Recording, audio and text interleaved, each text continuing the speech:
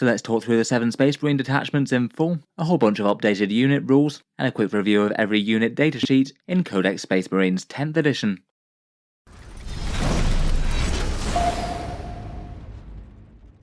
Hello and welcome back to Auspex Tactics, where it's exciting times for Space Marine players today. In this video we're taking a look at the core codex itself, and seeing all the new toys that Space Marines have to play with.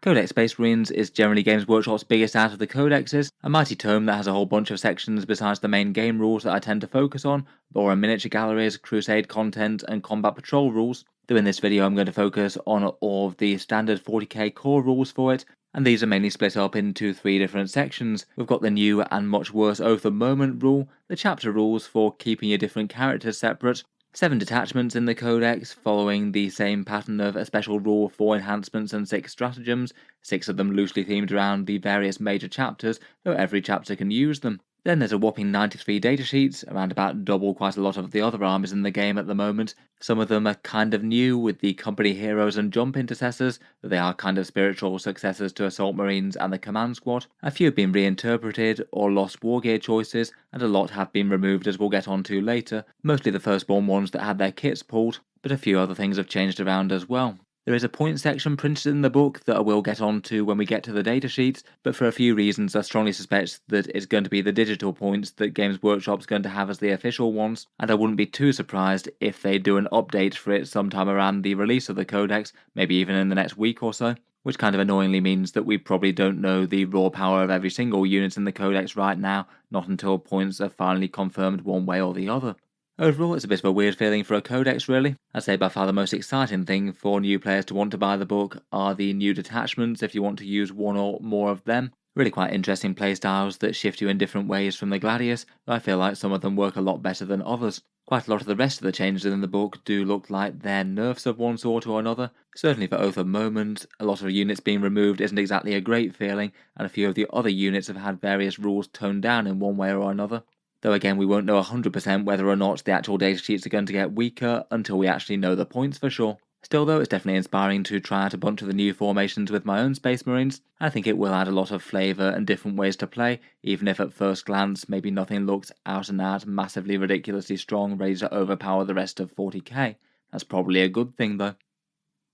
Jumping into it, let's start with the core rules, the Oath of Moment and the chapter things, then talk about detachments, and then talk about datasheets. The army rule is Oath of Moment, and it basically keeps the same spirit as the old one, but a bit worse. In the command phase, you nominate one enemy unit that your army is absolutely going to go to town on this turn, and everything in your army gets to fully reroll hit rolls against that unit, but you no longer get to reroll the wound rolls against it. It definitely still is a good damage buff. The times when it's going to be most useful are if you're targeting one enemy unit with a lot of firepower hitting on ballistic skill 3+, and it is quite nice with some of the 10th edition special rules, things like lethal hits in particular. If you're fighting against a vehicle target and we're wounding on a 5+, it usually makes sense to reroll everything but 6s and try and fish for those lethal hits if you do have a unit with a lieutenant or something.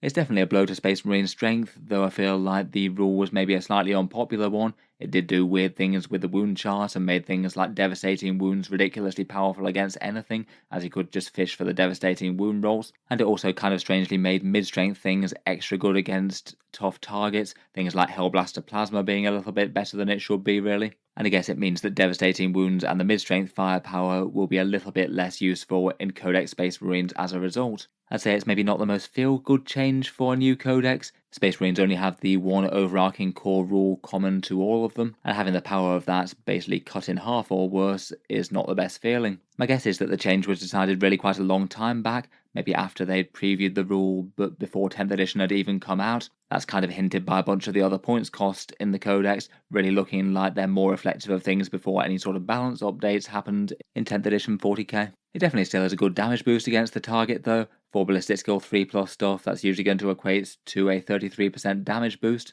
Definitely still strong, but a long way from being the around about double damage it could often be with old style Oath. To be honest, if they can still manage to make Space Marines strong overall despite the loss of the wound rerolls, then I think that might be a good thing really. Might be good if they manage to balance Space Marine units in their own right rather than having to rely on this as somewhat of a crutch. In previews they did say that some other things will allow you to fully reroll wound rolls now throughout the codex, though I must admit that basically hasn't really happened in the Codex. Almost everything's just the same, bar the twin linked weapons. One or two of the stratagems do allow you to do that, but usually at quite a big cost. Starting out definitely on a bit of a negative foot there, but hopefully the power options from the new detachments can compensate for it. The other core rule for the Space Marines is just the Army Admin Chapter Characters type special rule. This one's the one that stops you from mixing and matching from different chapters, so say no running Gilliman alongside White Scar's Kosaro Khan, or no Blood Angels Death Company alongside Cato Sicarius in the same army. These datasheets still have the chapter keyword in the bottom right hand corner of their datasheet, and to be honest, it might not be the worst thing in the world. With the power of some of these unique characters, I feel like if Games Workshop just allowed de-restricted mix and matching with them, you might get some fairly strange looking Hero Hammer type armies with a bunch of characters from 3 or 4 different chapters all running together. Core rules aside, and let's crack on with these new exciting detachments then. In Codex Space Marines, there's 7 different detachments, and they all have a few general principles for the way that they work, but I feel like Games Workshop have done a good job to genuinely push you in very different army build styles for each of these. Some of them do look a bit stronger than others though. Firstly, none of them seem to lock out any models. Some detachments have restrictions on, but it looks like you can field literally any model in any of these detachments.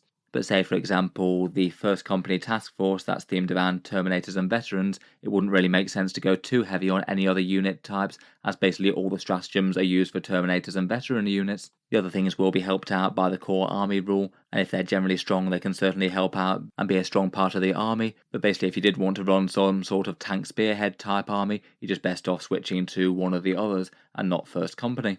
As per standard with detachments in Warhammer 40k, they get 4 enhancements each and 6 stratagems. In reality, they only get 5 unique stratagems, as every single one of them gets the Space Marine signature move Armour of Contempt, 1 command point to worsen enemy AP by 1. I feel like that's not the worst thing in the world. A fairly good reactive defensive stratagem is often going to be helpful. That can often make sense if you just need to desperately survive on an objective, or give a big gun tank or something the best chance to live.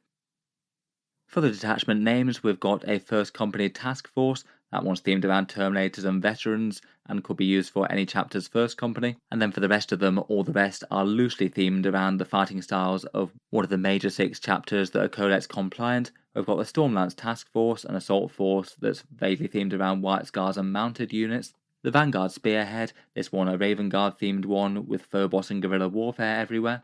The Firestorm Assault Force is a Salamanders themed one. That's close range fire support with a mechanised infantry sort of slant. Will be good for any units zipping around in transports. There's the Ironstorm Spearhead, the Iron Hand style vehicle one. That one seems to go heavy on damage and has got lots of support for tech marines.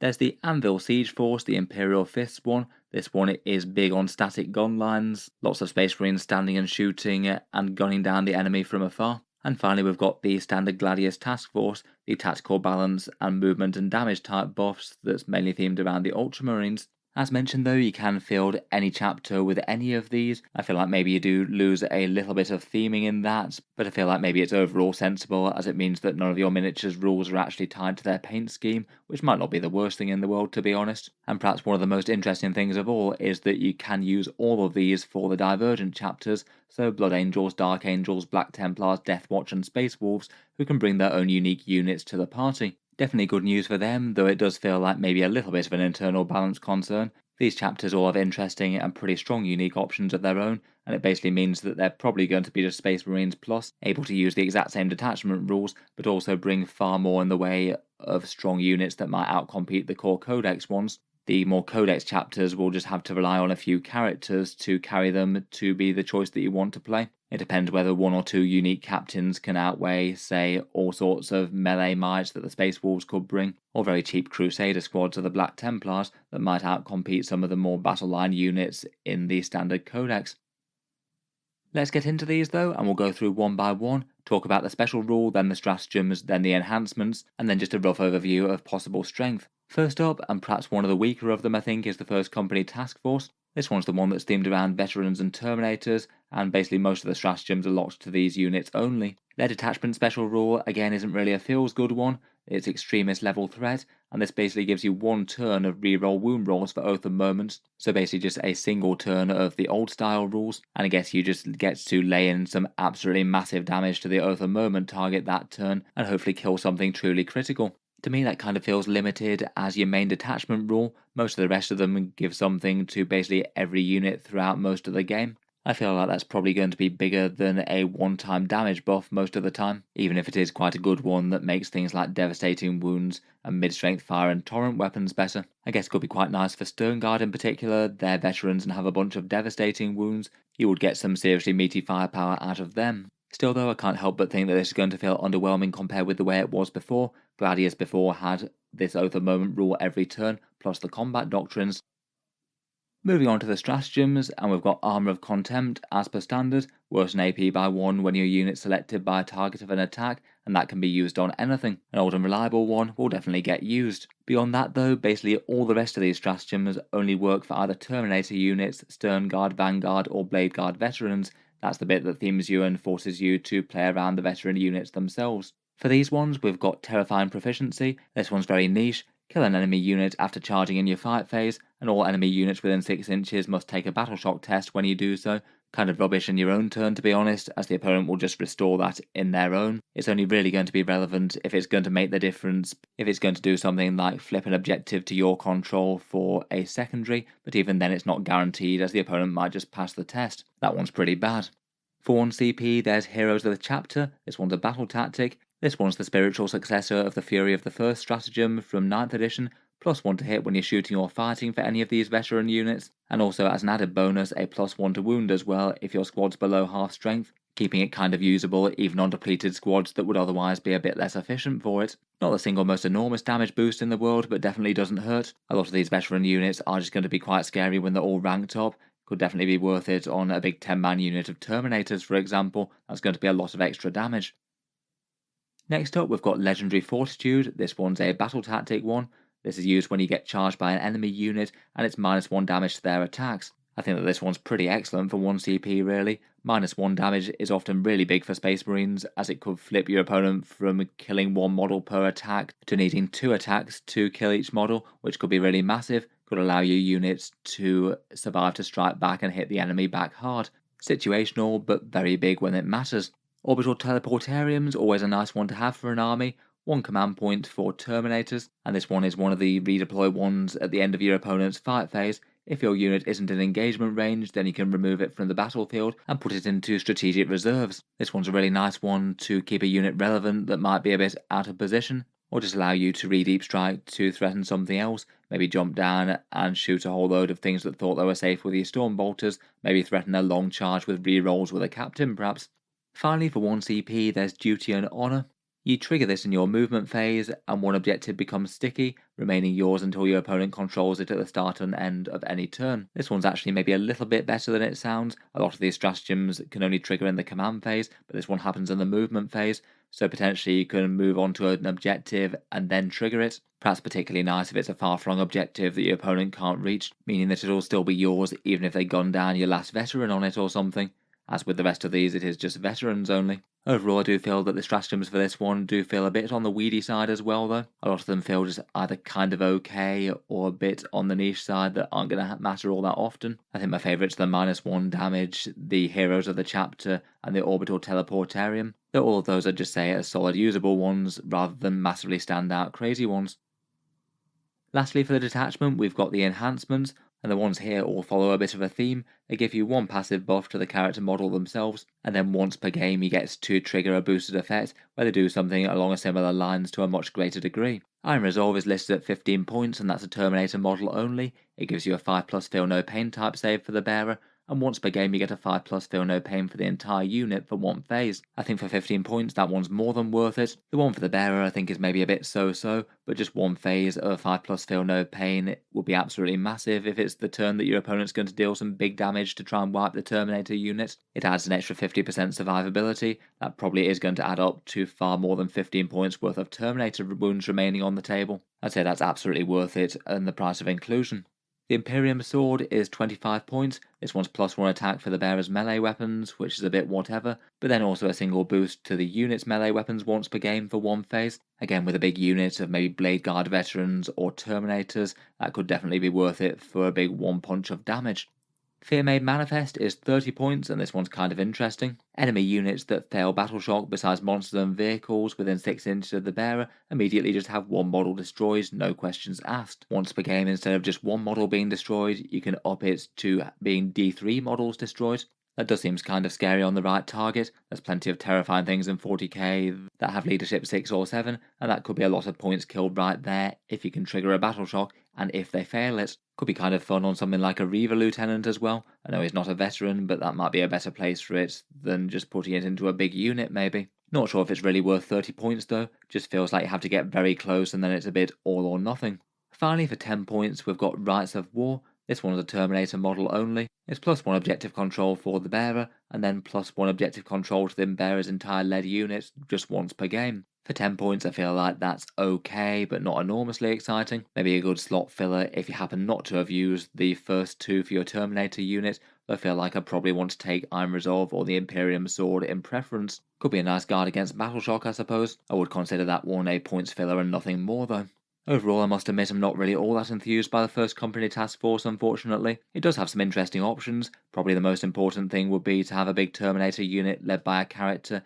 I'd probably be tempted by Iron Resolve with that. Maybe send them into battle with rapid ingress, destroy something important, use the Feel No Pain to tank some enemy return damage, and if they're not in combat by the end of that turn they could redeploy if they need to with that stratagem. Maybe 1 or 2 big Terminator units like that could be kind of fun. I don't feel like their core rule nor their stratagems are particularly stand out though. I feel like this probably won't be the way that most people play competitive Space Marines, but it could be nice and fun for a themed detachment of Terminators.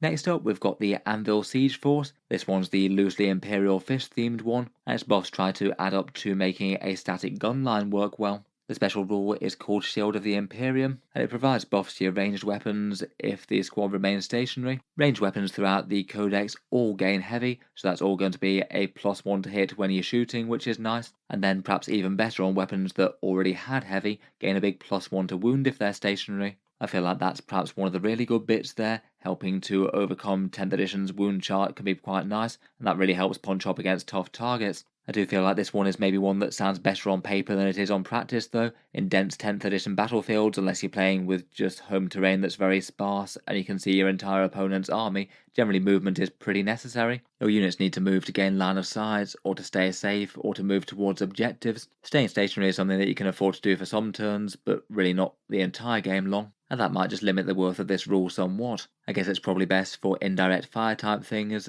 and ranged vehicles both with and without heavy that can afford to sit back. Could be kind of fun for a classic Imperial Fist bolter gun line as well. You'd be having +1 to hit and wound with things like bolt rifles or heavy bolt rifles, and that does sound kind of fun. Otherwise, things like Hellblasters could be really nice for +1 to wound, so could Eliminator bolt rifles or las fusils, and most of the Devastator weapons would really quite like it as well. You could definitely have some terrifying firepower going, though I feel like compromising movement does make it far more of a trade-off, as Imperial Guard players will tell you, I'm sure. For the stratagems for the Anvil Siege Force, we've got Armour of Contempt, then a battle tactic called Battle Drill Recall. This one takes the idea of the detachment and turns it up to the extreme, giving you sustained hits 1, so that's quite nice when you're firing. And then also, if you're static as well, then you get critical hits on a 5+2, and that could be absolutely brutal. Again, that could be one that combos really nicely with something like a Lieutenant or an Apothecary Biologist that gives you lethal hits. If you had that kind of unit and you could afford to remain stationary, then you get both lethal and sustained hits on a 5+, could be really massive, and particularly more so with the Oath of Moment. Could be nice with some Hellblasters, that one, if they ever could remain stationary.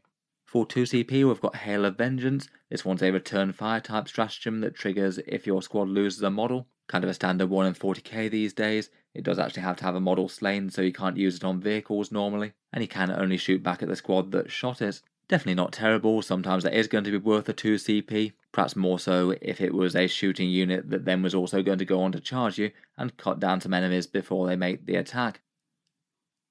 Next up for 2CP we've got No Threat Too Great. This one's a battle tactic one, so it could be a nice free one with captains. This one allows you to reroll the wound roll when one of your units shoots at an enemy monster or vehicle in your shooting phase. So I guess that's one of the paths to full wound rerolls that Oath of Moment used to give you. It's definitely a nice one, and seeing as you can use it on any unit, you could use it on some serious firepower there, match-sized squads of Hellblasters, or Redemptor Dreadnoughts, or Repulsors or something. I feel like it would be particularly nice if you get it free though, given the 2 CP cost. Seems like one of the ones that might be destined to be used by captains mainly. For 1 CP there's not one backward step. This is a command phase 1 and you nominate 1 infantry unit on an objective. You get to double the objective control until the end of the turn, but the unit must remain stationary. This one's a situational trade command points for victory points 1. You'd use it if your opponent had more objective control and this was going to swing the objective into your favour. Sometimes that's going to be worth it to outscore the opponent. In some games it just won't be relevant at all though. And finally for 1 CP we've got Rigid Discipline. This one I think is actually a genuinely great one for gun line armies. You get to fall back 6 inches at the end of either player's fight phase. So basically if your opponent had tagged one of your gunline type units in combat, you get to immediately walk backwards and then presumably just remain stationary in your turn to get some big damage on the go. There is the restriction that you can only use this if you either end the move wholly within your deployment zone or your unit within range of an objective marker. I'd say that's maybe not the biggest restriction though. I feel like at least some gunline units will be wanting to loiter around the edge of their deployment zone. And if you've got units getting into combat, then they might well have been on an objective in the first place. That might not be so hard. I think that this one looks like a very good one. Basically fall back and shoot, but kind of better than that, as it means that you could move to properly try and take an objective and wiggle around so you get more objective control for when it's scored next turn, and also get some movement while technically remaining stationary in your own movement phase. Overall I feel like that one's a far more positive set of stratagems. The Battle Drill Recall one's really quite nice, that's just nice extra damage all the time, and the critical hits when stationary is massive if you've got lethal hits as well. No Threat Too Great seems to be quite good for a captain-led unit, and I quite like Rigid Discipline for some insurance to keep your shooters out of combat.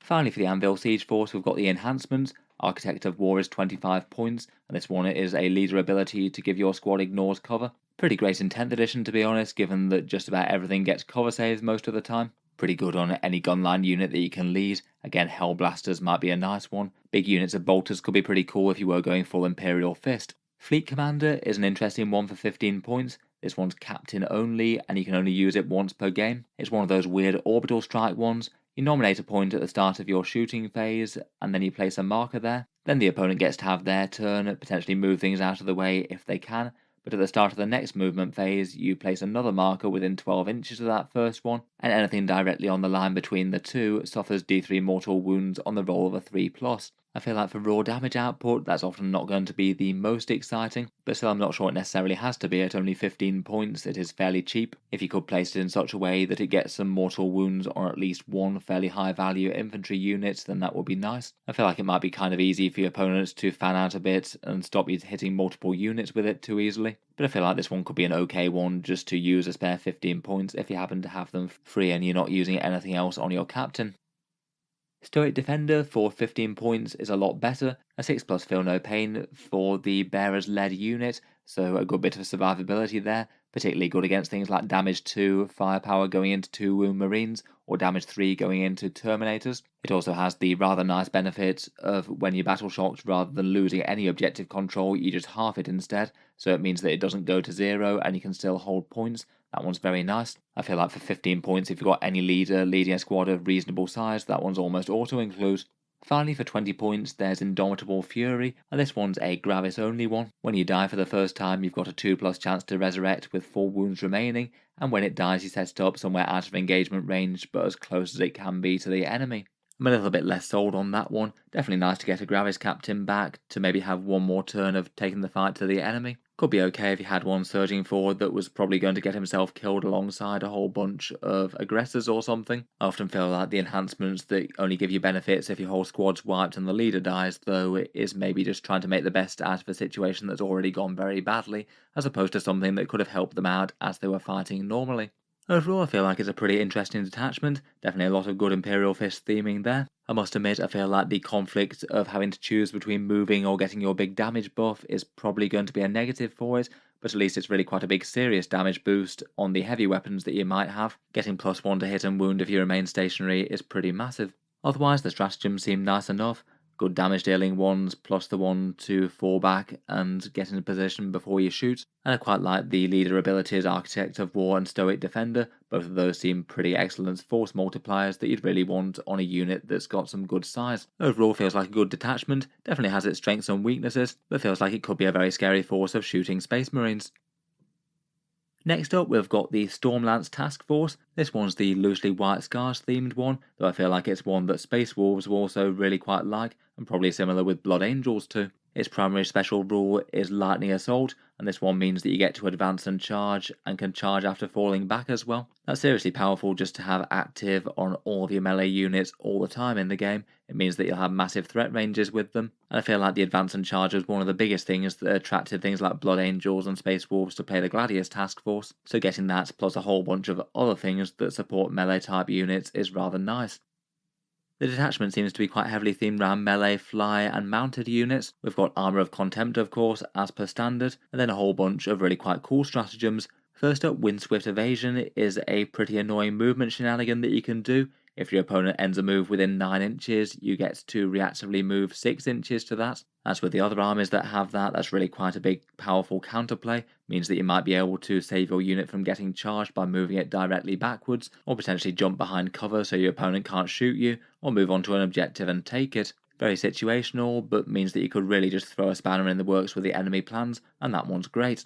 For 1 CP, Ride Fast, Ride Hard is a battle tactic one, and this one's an absolutely great durability boost. One mounted or fly unit in the shooting phase gets -1 to hit and wound, so some nice cover as you advance up the board. That is a very, very good durability buff, particularly the -1 to wound bit. I feel like it could be kind of okay on some of the Space Marine units like those new Jump Pack Intercessors or the Outrider squad maybe. But again, probably is going to be better for Blood Angels and the Space Wolves, particularly Thunderwolf Cavalry and Space Wolves. That would be pretty terrifying on them, and could be great for Jump Pack Infantry for the Blood Angels as well. -1 to hit and wound sounds like something I'd very much like on Sanguinary Guard or Death Company. Then we've got Blitzing Fusillade, which is also a battle tactic as well. Unit weapons gain assault in your shooting phase, though if they already had it, then they gain sustained hits 1 instead. Again, all very nice that one, means that you don't have to compromise between advancing and still being able to shoot if your unit's one that both has ranged guns and some scary melee. I could see that perhaps being used for aggressors, move and advance, be able to threaten a charge a lot further than you would have been able to normally, and use this stratagem to shoot something as you go in. Just being able to advance and shoot is generally pretty handy though. Sometimes you just need those extra few inches movement to get to an objective absolutely critically, and 1 CP to allow whatever unit it is to shoot as well could often be worth it for the damage you inflict.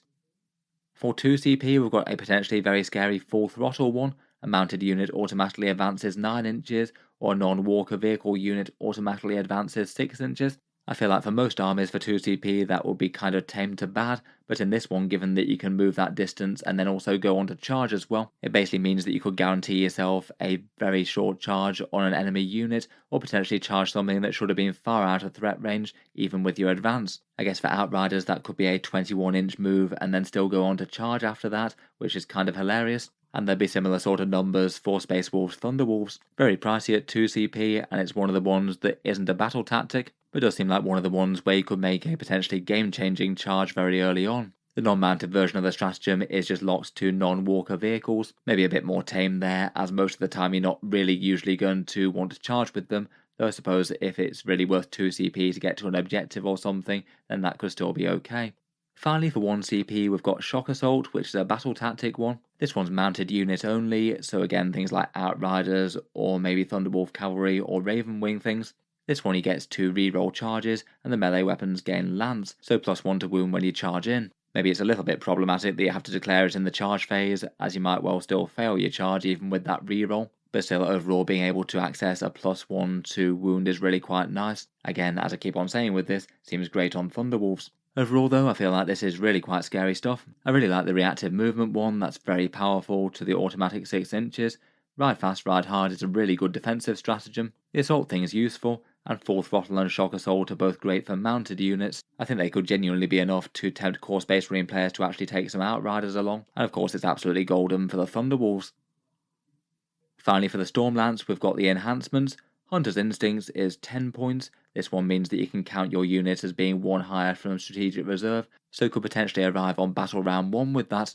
It is locked to mounted units only, so I suppose we're looking at Outriders or Thunderwolves or something again. I'm maybe a little bit uncertain about that one. It is a very powerful ability, but then you are in the detachment that gives you enormous great long charges anyway. I sort of feel like by committing to strategic reserve you're almost making your movement a little bit pointless. Though I believe that you probably could use it for rapid ingress, which could be big. Maybe nice to have the option if your character wasn't using one of these other enhancements.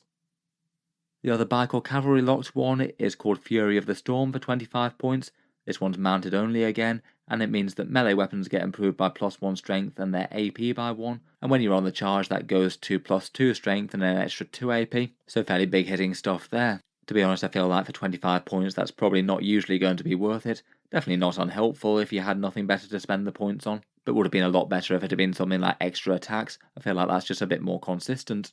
For 15 points, there's Portents of Wisdom. This one allows you to reroll advanced rolls while you're leading the unit. In this detachment in particular, that seems very reasonable, means that you're a bit less likely to be caught flat-footed by an advanced roll. Usually that tends to increase your average movement by 1 inch if you reroll anything that's 2 or 1, but I think perhaps more importantly it just adds reliability so you don't just whiff at the key moment when you really need that long charge.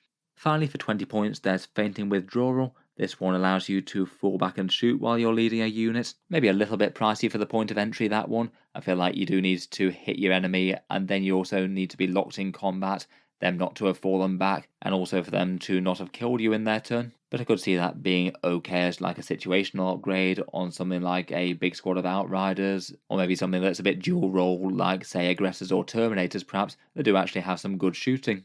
Overall though, I feel like the strengths of this detachment are a lot more in the stratagems than in the enhancements. I feel like the enhancements are all sort of okay, but probably a bit take or leave. Probably the most interesting ones are maybe the Hunter's Instincts for just cheap early reserves, and Portents of Wisdom for the reroll advanced rolls for delivering a critical melee unit. Overall though, I feel like the detachment does feel really good. I'm sure that Blood Angels and Space Wolves players in particular will be looking forward to trying this one out. All the advance and charge to deliver that scary stuff into combat. A very nice defensive boost to get you there, some movement shenanigans, and maybe some lance if you've got mounted units. Next up, we've got Sneaky Space Marines with the Vanguard Spearhead. Shadow Masters is the special rule here, and it's loosely Raven Guard themed. The special rule is kind of reminiscent of previous Raven Guard rules in the game. If your opponent's shooting you from greater than 12 inches away, then it's -1 to hit your units, and your units get the benefit of cover as well. And that applies equally to literally everything in your army, whether it's a massive great Land Raider or a sneaky scout. This rule I think is just a little bit variable depending on opponents. If you play against a primarily ranged gunline type army, it's going to be probably worth its cost quite a bit, and particularly if you've got a lot of enemy units that are hitting on a 4+, it would be pretty brutal for them. Otherwise though, some armies just aren't going to care all that much. Either ones that specialise in shooting where they need to get within 12 inches, or particularly melee armies just don't care about that at all. So if you're playing things like some violent orcs or chaos demons that go heavy into melee, then it's like you're playing without a detachment special rule at all.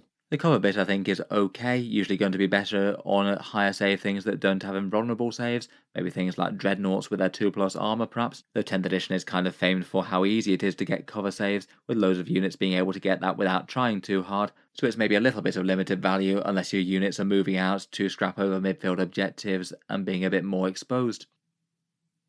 Onto the stratagems, and they've got RO Contempt as per standard. I guess that could be particularly quite nice if you're already getting the benefit of cover, so multiple stacking debuffs to enemy AP there. Beyond that though, we've got Strike from the Shadows. This one's a shooting buff for an infantry unit that's greater than 12 inches away from its target. Surprisingly, perhaps for 1 CP you get a +1 to hit, better AP by -1, and if you kill any enemy models in the unit, then they have to take a battle shock test after you've shot. A +1 to hit is never really going to be a bad thing. It could be nice for something like Hellblasters to both get more AP and a +1. Seems like it could be kind of nice enough on things like small arms and bolters as well, or could be quite good with grav cannons for Devastators. That'd be nice to help them punch through some vehicle armor a bit better.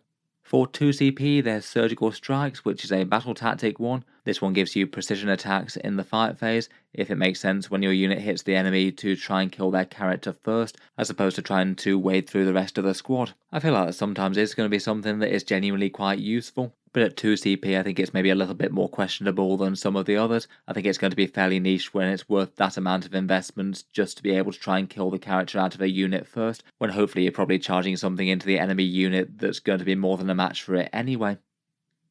For 1 CP, there's Calculated Feint. If your infantry unit gets declared as the target of a charge, they can immediately move d6 inches, or a full 6 inches if you're a Phobos unit or a scout unit. I think that even the d6 inches thing is really quite big, means that you could just move directly away and maybe sometimes make the enemy charge absolutely impossible if you roll high. Even more powerful for a Phobos unit where you just get the automatic 6 inches, so you can be fairly reliable as to whether it's worth it or not. Quite a good one and feels like a reasonable one to have a command point on standby in the enemy charge phase. If this ever adds up to preventing an enemy charge that would have succeeded otherwise, and that's massive value, you might well have just saved a unit then and there.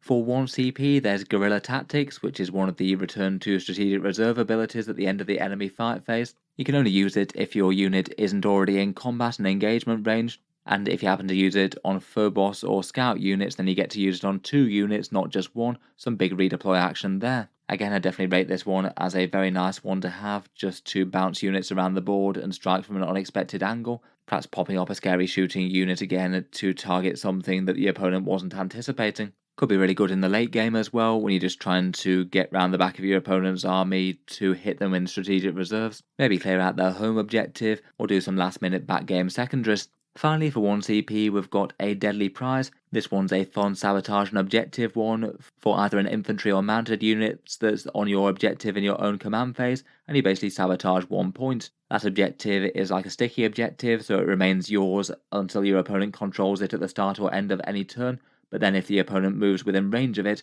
then on a 2+, they take d3 mortal wounds while you still control it. I feel like that one's actually genuinely quite an interesting one. Some factions have sticky objective type rules where it's just that and doesn't really give you any other major benefit. This one gives you some direct damage if your opponent tries to take the point. Feels like a bit of a win-win, that one, and means that your opponent sometimes might not be able to afford to try and jump onto the objective, particularly if you've got your own model still trying to hold it. Maybe a little bit situational and speculative, but definitely could be handy to just lock down the midfield a bit. Overall, some pretty fun manoeuvres here. Strike from the Shadows could be good for a bunch of shooting units, perhaps Grav Cannon Devastators in particular. The Calculated Feint one to prevent melee is great. Guerrilla Tactics to bounce around the board is certainly helpful. The others are okay. Lastly, for the Vanguard, we get on to the enhancements. I feel like maybe the really big selling point of this detachment is the first one of these, the Blade Driven Deep for 25 points. This one is an infantry model only, and the bearer's led unit gains Infiltrate, so basically you could just have some ludicrously scary Space Marine threat set up in the midfield, all ready for a first turn charge with something like a Terminator unit, Blade Guard or Aggressors or something. That's really quite a big one, particularly if your opponent goes second. They might find themselves fighting for their lives within their own deployment zone, which isn't usually the best thing for a game, though it definitely could be a bit swingy depending on whether you're going first or not. I guess you'd ideally want one of these units to set up somewhere in the midfield, maybe in cover, somewhere where if you go second, the opponent just isn't going to be able to focus the entire might of their army on that unit, but still be able to charge something significant. That's very, very good though. Getting Infiltrate on things that usually shouldn't have it is pretty amazing. Otherwise, for 15 points, there's one called the Ghostweave Cloak. This one gives you Stealth and Lone Operative, which is fun. It means that you could have a sneaky character running around and doing Lone Operative style shenanigans and being hard to kill. Could be fun on something like a jump character maybe. Fast moving lone operatives are generally very helpful with scoring secondaries and just being annoying presences on primary objectives, or maybe just something unusually tanky like a Terminator or Gravis character. For 20 points there's one called Execute and Redeploy. This one's a Phobos model locked one, and the bearer's led units can move, shoot normally, and then make a normal move 6 inches after they've shot, but they can't charge after this. The extra movement that brings can be pretty big. It's definitely helpful for eliminators with instigator bolt carbines when they get that, though the enhancement does stipulate that you can't move more than once in the shooting phase from any sources, so it does mean that you can't use this in conjunction with that. I guess that could be kind of interesting with something like a Phobos Librarian with some infiltrators maybe. That could be a seriously annoying unit for the enemy to get to grips with. Lone operative style protection plus move, shoot, move. I guess the question is just whether or not it's worth buying a fairly cheap and disposable screening and objective type unit, a very expensive character and upgrade. Feels like something like that could be a very fun and disruptive unit. It's just whether or not it's worth the big price of entry.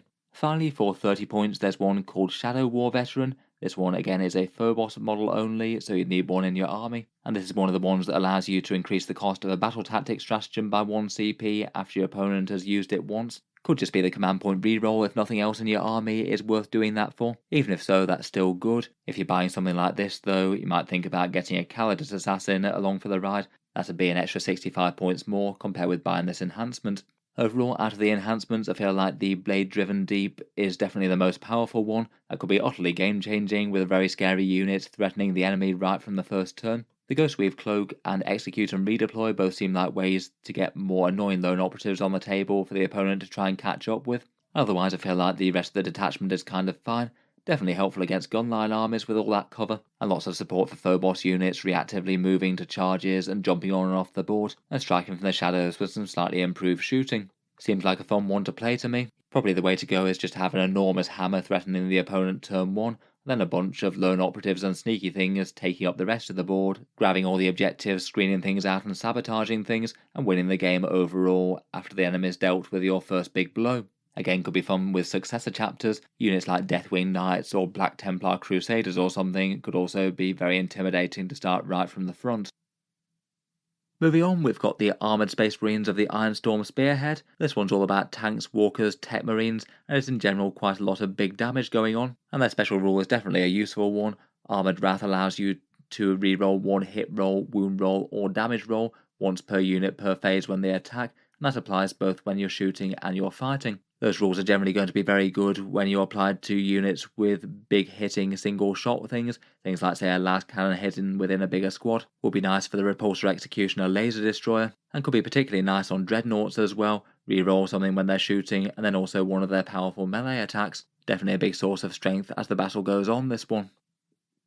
For their stratagems, they get Armour of Contempt, which is generally going to be good on things like Dreadnoughts or vehicles. Definitely a helpful one to have there for things without invulnerable saves. For 1 CP, we've got Vengeful Animus. This one is an auto-explode one for any Astartes vehicle with Deadly Demise automatically exploding on death. It'll allow you to shower enemy units within 6 inches with a bunch of mortal wounds, usually D3 for things like Gladiators or Redemptor Dreadnoughts. It goes up to a big D6 for Repulsors or Land Raiders though. If you could arrange it so any of those died in just the right location, that could actually be pretty game-changing.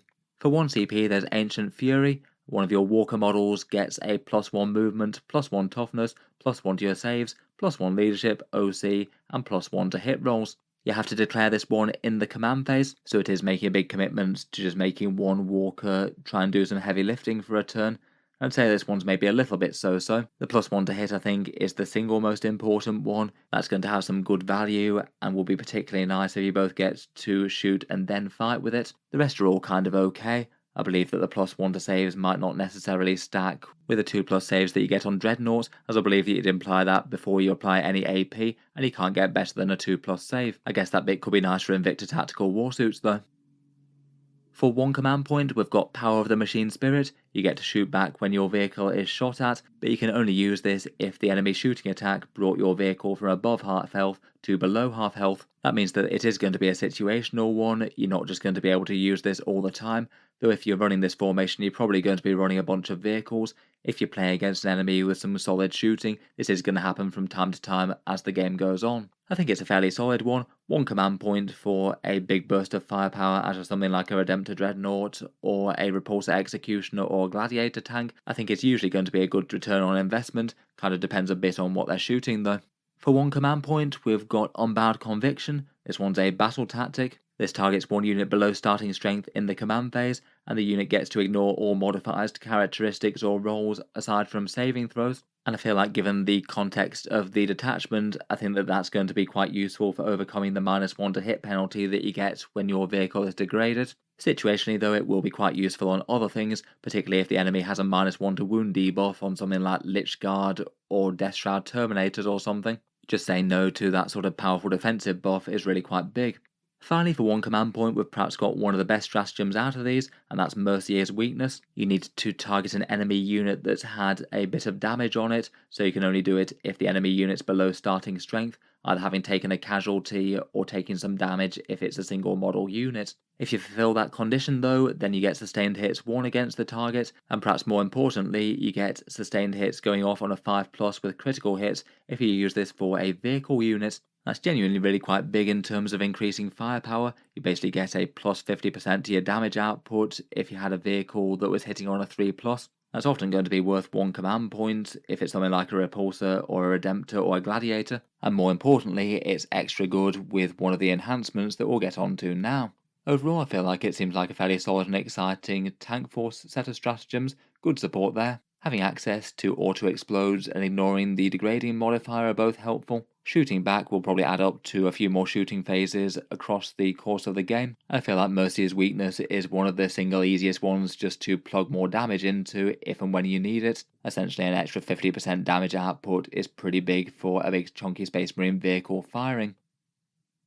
For the enhancements though, I would say that a lot of these are fairly standout good and seem to be the sort of things that you want to give to Tech Marines supporting a bunch of shooting vehicles or dreadnoughts. Probably the single most interesting and threatening seems like it could be the Target Augury Array. This one's very pricey at 40 points and it's Tech Marine only, but it gives vehicles within 6 inches lethal hits both at range and in melee. Sort of makes you like a lieutenant model but for a small flock of vehicles. That's just going to be a good damage boost. It means that you'll convert a lot of hits into automatic wounds, but it synergizes absolutely beautifully with the Mercier's weakness stratagem when you can use it. All of those hits that you get with critical hits on a 5+ will also generate you some auto wounds as well. And it means that if you combine that with Oath of Moment as well, then you're looking at some pretty insane damage out of any one tank. Scary stuff, and I could definitely see this being run on a Tech Marine, giving some firepower to some mighty tanks. Otherwise, for 10 points, there's the Flesh is Weak for a 4+ Feel No Pain type save, basically double durability on a character, nice to protect anything that was key, and I guess extra nice on anything that was tough already. I feel like a Gravis Captain with his halving damage rule would particularly like this. He's just going to eat an enormous amount of firepower before he goes down. Adept of the Omnissiah is 25 points, and again that this one is Tech Marine only. Another really easy to include one, this one. Once per battle round, after you've failed a saving throw for a vehicle, you get to change the damage output of an attack to 0. That one's really big. If you had something like a big las cannon with d6 plus 1 damage just going through against your vehicle, you've probably made your points back then and there in that case. And if you get to use this more than once per game, then you've probably made your points back in terms of vehicle surviving on the table. Finally, for 20 points, we've got Master of Machine War. This one's a buff to friendly vehicles within 6 inches, and you can shoot if you either advanced or fell back. I feel like this one does feel like a nice buff, but it's sort of interesting to think about where you might actually put it. If it's on a Tech Marine, then the Tech Marine himself might kind of delay the vehicle and how it wants to get about. You might not be able to advance to your fullest of your capacity if you still want to remain within the protection range for the Tech Marine. I guess it is quite nice insurance against getting locked up though. Fall back and shoot is quite nice if you are playing with a bunch of ranged vehicles, and you could have this guy somewhere in the battle line. Overall though, I do feel like for supporting a vehicle gun line, these enhancements just stand out good. The lethal hits one seems absolutely amazing when paired with Mercier's weakness. Adept of the Omnissiah also seems borderline auto-include. The Flesh is Weak is excellent if you've got any character that you think might be in danger of getting killed at some stage in the game, and the Machine War one is pretty fine as well. I feel like if you were going pretty heavy with something like 7 or 8 vehicles to support, then you could go with 3 Tech Marines with all 3 of the big buffing traits if you wanted here, and that definitely wouldn't be a terrible choice to support your vehicles in the field. Overall feels like a fun detachment, definitely a sort of Astartes shock and awe type detachment. I think if you're playing this one, you're probably going to be setting out to stat check your opponent's anti-tank weapons and then just roll over them with an enormous amount of damage between the inbuilt rerolls, buffs from the Tech Marines, and Mercier's weakness. Next up, we've got the slightly Salamanders themed one, which is the Firestorm Assault Force. This one is basically a fast-moving, close-range shooting army that seems to have really quite big synergies with transports. If you wanted to run Astartes mechanised infantry in a big way, this would definitely be the way to. The detachment rule for the Firestorm Assault Force is close-range eradication.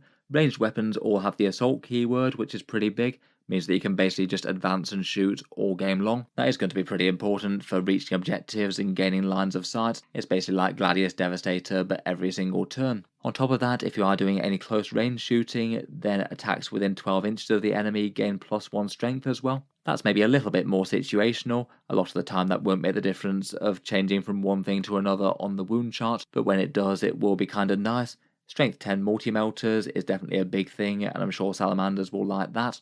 I feel like it might be a bit more reliably good with things on the lower end of the strength chart though. Maybe things like twin linked aggressor firepower with strength 5, that seems rather nice. Assault itself could be quite nice on close range shooting as well, things like being able to advance before firing your Infernus Marines to get them into range of the enemy.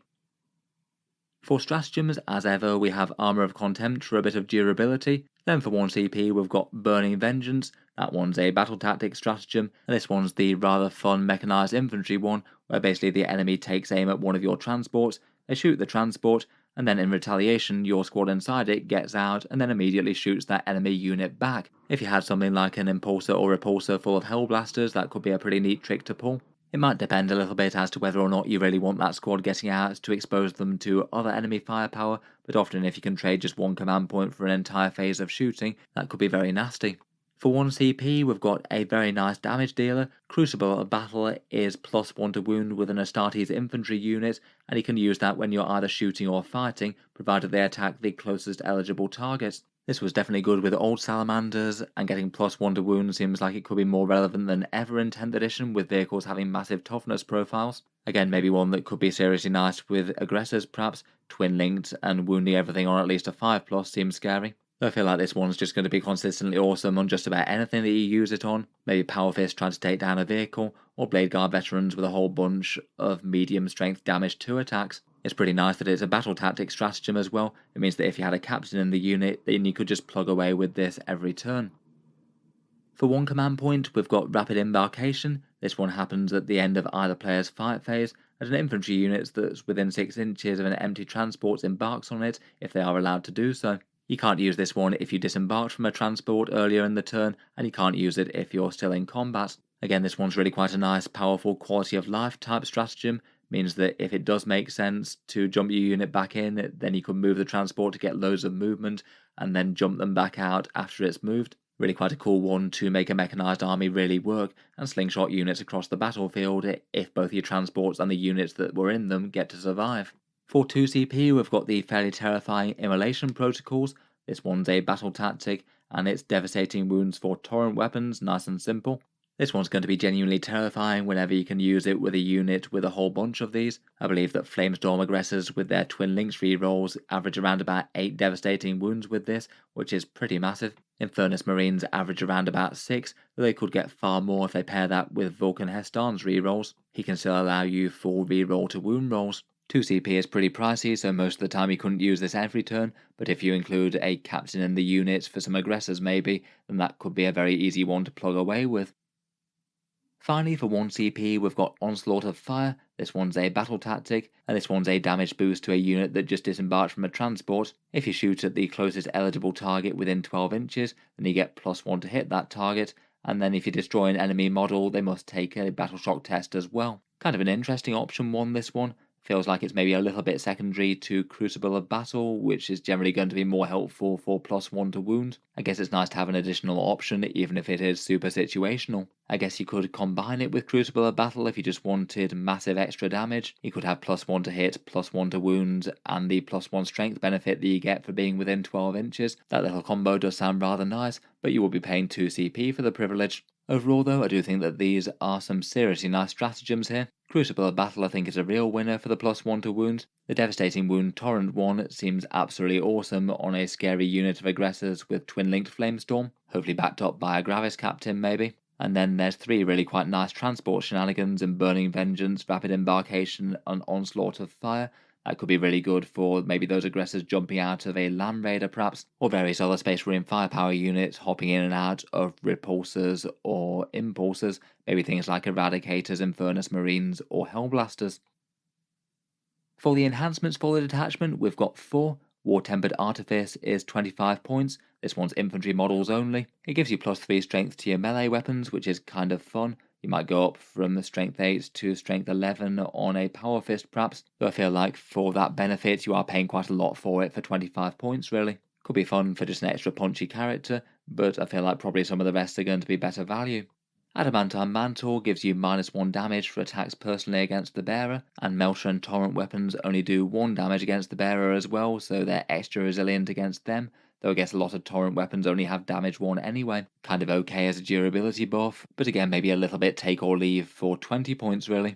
Champion of Humanity is 10 points, and I feel like this one is leagues better. This one's a Tacticus model only, so most of the normal size Primaris characters in power armor. A squad led by this character ignores all modifiers to their characteristics, including any for rolls and tests they make aside from saves. I think that this one's basically borderline auto-include for a scary main damage dealer unit for just 10 points. Does depend on that unit being a Tacticus style unit though, but just thrown into a unit of Blade Guard or into a unit of Hellblasters buffed by a scary character, and it feels like that's some very good insurance for all the -1 to hit and wound things that opponents can do, never mind movement debuffs. Finally, for 15 points, there's Forged in Battle, again a very good leadership type one. While leading a unit, each turn you can change one hit roll or saving throw to an automatic 6 after rolling, and you get to do that each turn, so I guess you're near guarantees to get that to use that at least once for a damage result and a saving throw. So you're just going to be adding loads of consistent value there. I feel like this one is absolutely amazing just for adding value to an already good unit. By changing the saving throw to an automatic 6, if your opponent was hitting you with some big damage weapons, you could almost guarantee that you've just saved a Space Marine's life right there, and that's almost always going to be worth more than 15 points just full stop. Add that to the damage output boost that you get, particularly if you've got a lieutenant or something with lethal hits on the go, plus the fact that you might be able to use the defensive ability more than once. And again, I'd say that this one is probably in roundabout auto-include territory. It's just a decision of whether or not you want to have this rather than ignore modifiers. Forged in Battle is a bit less restrictive though. It's not just Tacticus only. I feel like it's probably the better of the two, as you can put it on all sorts of scary units. Overall, I definitely feel like the Firestorm Assault Force is probably one of the stronger ones again. Mobility to get your fire support exactly where it needs to be. Massively dangerous flamers with the immolation protocols, and big damage with Crucible of Battle, loads of big transport shenanigans, and then a couple of really quite nice squad buffing enhancements in Champion of Humanity and Forged in Battle. I have a feeling that at least a few people might be tempted to try this one out. Finally, we've got the one that we're more familiar with, the Gladius Task Force, the loosely Ultramarine themed one with the various combat doctrines. It seems that for this one, the core rules are basically unchanged from the index, though they have renamed the Bolter Discipline enhancement to Fire Discipline, which I think does make more sense really, given that it can buff plenty of guns that aren't bolters. As per the index, you get to choose combat doctrines. You do so in the command phase, and you can use the Devastator Doctrine, Tactical Doctrine, and Assault Doctrine each once per game, and they all kind of amount to move in a way that you wouldn't normally be able to do damage, and then still do damage anyway. The Devastator one is Advance and Shoot, the Assault Doctrine is Advance and Charge, and Tactical Doctrine is Fall Back, Shoot and Charge. And perhaps just as important as the actual turns when you get these for the entire army, you also have the ability to flex between them for 1 CP for one of their stratagems, and these are just 3 very powerful rules to have on tap for any unit that needs it throughout your force. For stratagems, we've got the ever-reliable Armour of Contempt, then Honour the Chapter for 1 CP, a fairly nicely brutal melee damage one, where units with melee weapons gain the Lance keyword, plus 1 to wound on the charge is pretty big for things like Blade Guard, and if there happen to be an Assault Doctrine at the same time, then they get an extra AP -1 as well, also really quite nice for things like Chainswords. Squad Tactics for 1 CP is a reactive movement one. Infantry and mounted units get to move D6 inches after the enemy finishes a move that ends within 9 inches of them. As with ones that we've already talked about, that can be really quite big. You could potentially hide out of line of sight so you don't get damaged, backpedal from an oncoming charge, or move to an objective. And this one gets more reliability if you happen to be in Tactical Doctrine, getting to move 6 inches instead. Storm of Fire allows you to ignore cover when shooting, rarely a terrible thing in 10th edition with the amount of cover going around, and if you're in Devastator Doctrine as well, then you also get an extra pip of AP there as well. That could add up to an effective AP -2 compared with what your unit would have been normally if you managed to stack the effects. That one's really quite nice with the Bolter Discipline enhancement. For 2 CP, there's Only in Death Does Duty End. That's a Fights in Death one declared when the enemy selects to attack your unit. Kind of pricey, but it does guarantee that your unit at least gets to fight in the fight phase, and if they're almost certainly going to get wiped out before then, you could be missing out on loads of damage. I still mark that one as a bit more niche though compared with the rest. Finally, for 1 CP, we've got Adaptive Strategy, and this one's the one that, as mentioned, allows you to flex between the different combat doctrines, allowing you to always be able to advance and charge, fall back and charge, or advance and shoot. Maybe the advance and charge might be the single most powerful out of those, but the other two could situationally be very useful indeed. Maybe if it was the decision between whether or not you need to advance to get to an objective, and whether or not you can still shoot when you do that. You do have to declare that in the command phase though, so a little bit of thinking ahead is required. Overall, between all those, I feel like it does quite a good job of making the doctrines a fair bit scarier. It does have good support for most different Space Marine styles of play. You can hit very hard in combat, shoot hard in Devastator, and have some nice movement shenanigans on top of that. Generally quite a lot to like, I think. Finally, for the Gladius, we've got the enhancements. The Honor Vehement is a melee damage buff, 15 points for +1 strength and +1 attack for your character, going to +2 strength and attack in the assault doctrine. I say it's alright, the extra attack or two definitely adds a little bit of threat, though I feel like it's perhaps one that you'd really only think about buying in if you didn't have enough points to make up to something more valuable. The Artificer armor is a nice cheap durability boost, 10 points for a 2+ save and a 5+ feel no pain type save. Nice on something like a already durable Gravis Captain, I suppose. For 10 points I feel like that does add enough durability that it could well be worth it if you think that your character is going to be at risk of death and fighting on the front line.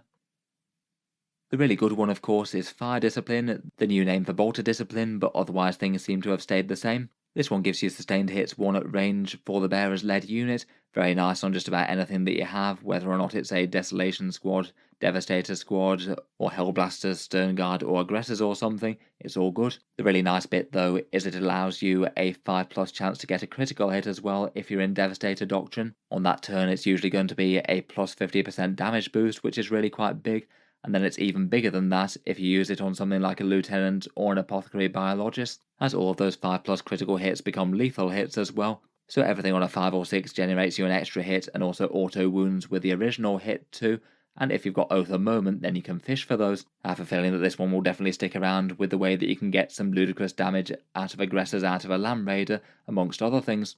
Finally, for 20 points we've got Adept to the Codex. This one's a captain model only, and once per game you get to use the tactical doctrine for the bearer's unit instead of the currently active one. I guess quite nice to be able to have just to fall back, shoot and charge if your unit got tagged in combat or you were in a grindy combat against something that you didn't want to be. For me, I just feel like that one's just a little bit too situational for 20 points. Again, not really awful insurance if you think that it's going to happen, but I feel like you are going to have some games where this makes just absolutely no difference whatsoever, and you would have been better putting the points towards something else. As the kind of default detachment that we've had up to now, the Gladius detachment does look like it's going to be the one to beat. I still think that adds really quite a lot of value and supports different ways that Space Marines can play. All the movement buffs are nice, and it does have access to that absolutely murderous combo with the Fire Discipline plus the lethal hits. Very scary on Aggressors or other things like Hellblasters. Out of the detachments in general, I feel like Games Workshop have largely done a good job. Most of them seem like they genuinely push you in different ways of play, but at least on the face of it maybe don't seem too broken, like they're just going to be the auto-include thing. Out of the general detachments, the only one that feels like really quite a big letdown is probably the First Company one. The stratagems just seem merely alright, and the special rule isn't all that good, and I feel like the enhancements aren't enough to make up for it. Running through the rest, the Stormlance one feels like it's going to be better for the Divergent chapters, Space Wolves in particular with their scary Thunderwolves and lots of things revolving around the mounted keyword, though Dark Angels, Deathwing and Ravenwing look like they could benefit. So do Blood Angels, Jump Marines, and Death Company with -1 to hit and wound for a stratagem point, and Mass Black Templar Crusader squads getting into the fight very quickly. The Vanguard Spearhead has lots of fun tricks for loads of lone operative shenanigans and Phobos type things. I feel like it's going to usually have one enormous damage punch with a big unit infiltrating that normally shouldn't, and then lots of units to run around taking all the objectives behind them. The Firestorm Assault Force maybe feels like one of the strongest ones. Good stratagems for enormous damage and some really powerful transport maneuvers, a couple of good buffing enhancements and some really big transport shenanigans are nice. The Ironstorm Spearhead and the Anvil Siege Forces kind of feel like two sides of the same coin for big damage armies. The Ironstorm one, it feels a lot more for moving towards your opponent and rushing towards them to try and table. Lots of Space Marine armor trying to break over the enemy with some Tech Marines in support, and the Anvil one maybe might have some slightly improved damage output overall, though I think might do better casually than competitively maybe, when people tend to use a lot more terrain, and people might play a little bit more cleverly with trying to hide units and things. Finally, the Gladius still seems absolutely fine. The big Fire Discipline damage combo still seems very scary indeed, and all of the flexible movement buffs I think genuinely add quite a lot to an army. I think people will still play and do well with it, even if they are going to be a bit more enamoured by the other fun detachments because they're new. Let me know what you make of the detachments in any case. Which ones are you most tempted to try out first? Now we've covered the army rules, let's move on to the unit datasheets here. There have been a fair few changes since Index Space Marines. Probably the biggest things are losing a lot of datasheets, a couple of new ones and a bunch of replaced things, a whole bunch of extra war gear, although otherwise quite a lot of changes are fairly smallish, lots of individual tweaks to small special rules or certain characteristics, a few of which to fundamentally change what units do, but a lot of them kind of minor. We'll get on to points in just a second before we go through the main thrust of the datasheets, but I feel like they're in a bit of an unhelpful and slightly weird place at the moment. The datasheets have dropped really quite a bit. There were previously 123 of them, but now there's only 93, so essentially 30 have gone away in one shape or another. Not great for the Space Marine players who have had these units in their collections for quite a long time. I suppose the two major new datasheets here are the Company Heroes, so sort of the new Primaris Command Squad, and I guess technically the Assault Intercessors with jump packs, though these are very close in datasheets to the old Assault Squad, but do lack a little bit of the gear that they had. The boosted wargear options are mainly for things like the Sternguard Veterans, the Scout Squad, and the Terminator Chaplain. The new miniatures allow a few more bits, plus the new Terminator kit allows a Power Fist on the Sergeant. No more will he necessarily have to have a weapon that's weaker than the rest of the squad. Starting with removed kits though, these are the models that have fallen in service to the Emperor, and these mainly consist basically Games Workshop gutting around about half the Firstborn range, a bunch of which have been replaced by Primaris counterparts now, a few of which haven't really. First up, one of the big changes is that characters have been consolidated. None of the characters have the Primaris tag on their name anymore, so things like your Primaris Lieutenant is just called a standard Lieutenant now, and the same for the Captain, Tech Marine, Chaplain, Librarian, and Ancient.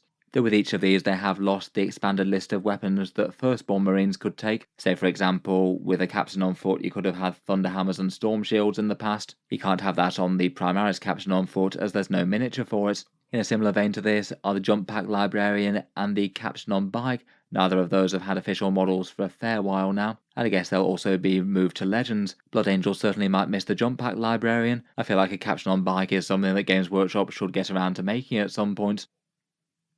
By far the bulkiest bit of the removed datasheets though are all the Firstborn models that Games Workshop no longer sell. Around about 2 months ago they basically retired a whole bunch of kits from the range. You can no longer buy them, and I guess any of their miniatures that don't have suitable proxies will get Legends datasheets in time, probably available to download on Warhammer Community in the not too distant future. You'd still be able to use those if you were playing casually with friends, but they wouldn't be recommended with things like tournament play due to not being included in balance updates. The squads that have gone are the Command Squad, which have been replaced by the Company Heroes, the Assault Squad, which have been replaced by the Assault Intercessors with jump packs. The foot version of the Vanguard Veteran and the Assault Squad have also gone away. The Scout Squad and the Scout Bite Squad are gone.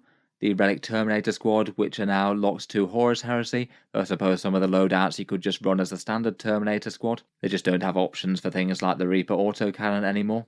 The Scout Sniper Squad is no longer a thing. The new Scout kit is fairly flexible, but there's only option for one of them with a sniper rifle, so I suppose if you want entire squads of snipers now, it's the Eliminators. The Tyrannic War Veterans, the oddball datasheet from the Ultramarines is gone, as of the Astartes Servitors, as there's no standard Firstborn Tech Marine anymore. They might be kind of missed a little bit, as they were a handy enough unit for just doing a bit of grunt work screening or outflanking to do secondaries.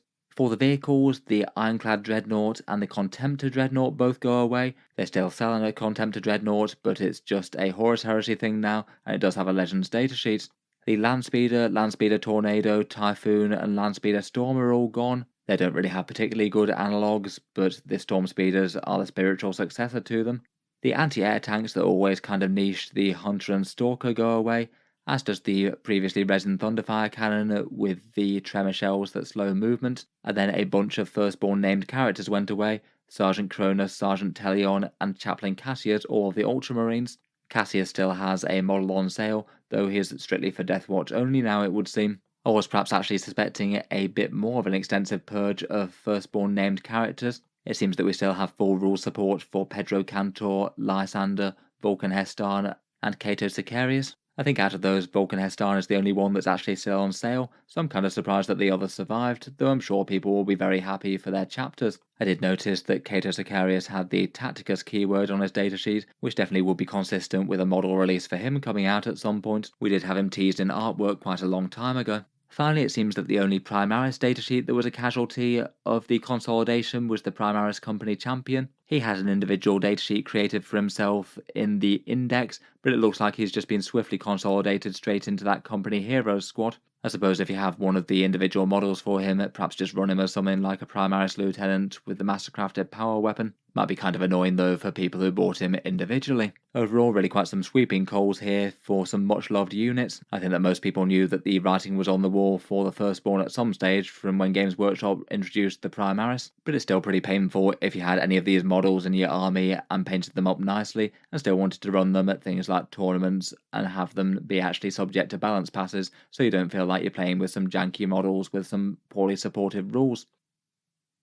Finally, before we start going through datasheets and the changes, I thought it was worth mentioning points specifically, as I feel like Codex Space Marines is most likely in a bit of an in-between sort of state, and we won't actually know the official points until Games Workshop updates them digitally. The points that are printed in the Codex are different to the Minotaur and Field Manual ones that they have online, and it seems to be a similar case to Codex Tyranids, where the points that are printed in the Codex are kind of similar to the ones that they had for Index release. They almost certainly seem to have been decided long ahead of time, as it still has the Desolation Squad at 120 points, the price tag where the community pretty swiftly agrees that they were one of the most broken units in the game at that kind of cost, causing Games Workshop to up their points cost repeatedly. Currently they've put them up to 200 points, which I think is actually a bit high if anything, could probably go a bit lower than that, but I absolutely can't see them putting them back to 120 points for any length of time, which really does imply to me that the points costs printed in this book are not going to be the official ones that they come out with. In the points section of the book, there is that QR code again to link you to the digital downloads to say find up-to-date points for your army here,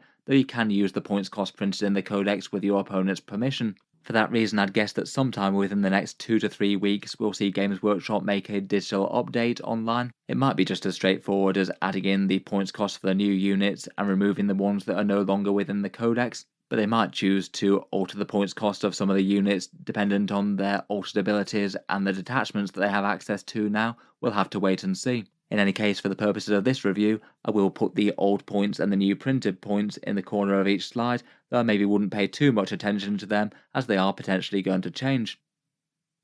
Getting into the datasheets proper though, and I thought we'd start with the ones that are new or significantly updated, then go through a quick summary of the biggest changes out of all the rest, and then go through the units individually one by one. Perhaps the most notable actually new units for the Space Marines this time round are the Company Heroes, 95 points for a 4-man veteran squad, and in that squad you get an Ancient with the Banner, the Primaris Champion, a guy with a heavy bolter, and a guy with a fancy bolt rifle. The Captain is included in the box, but he is run as a completely separate datasheet, could be attached to these guys or even fielded elsewhere.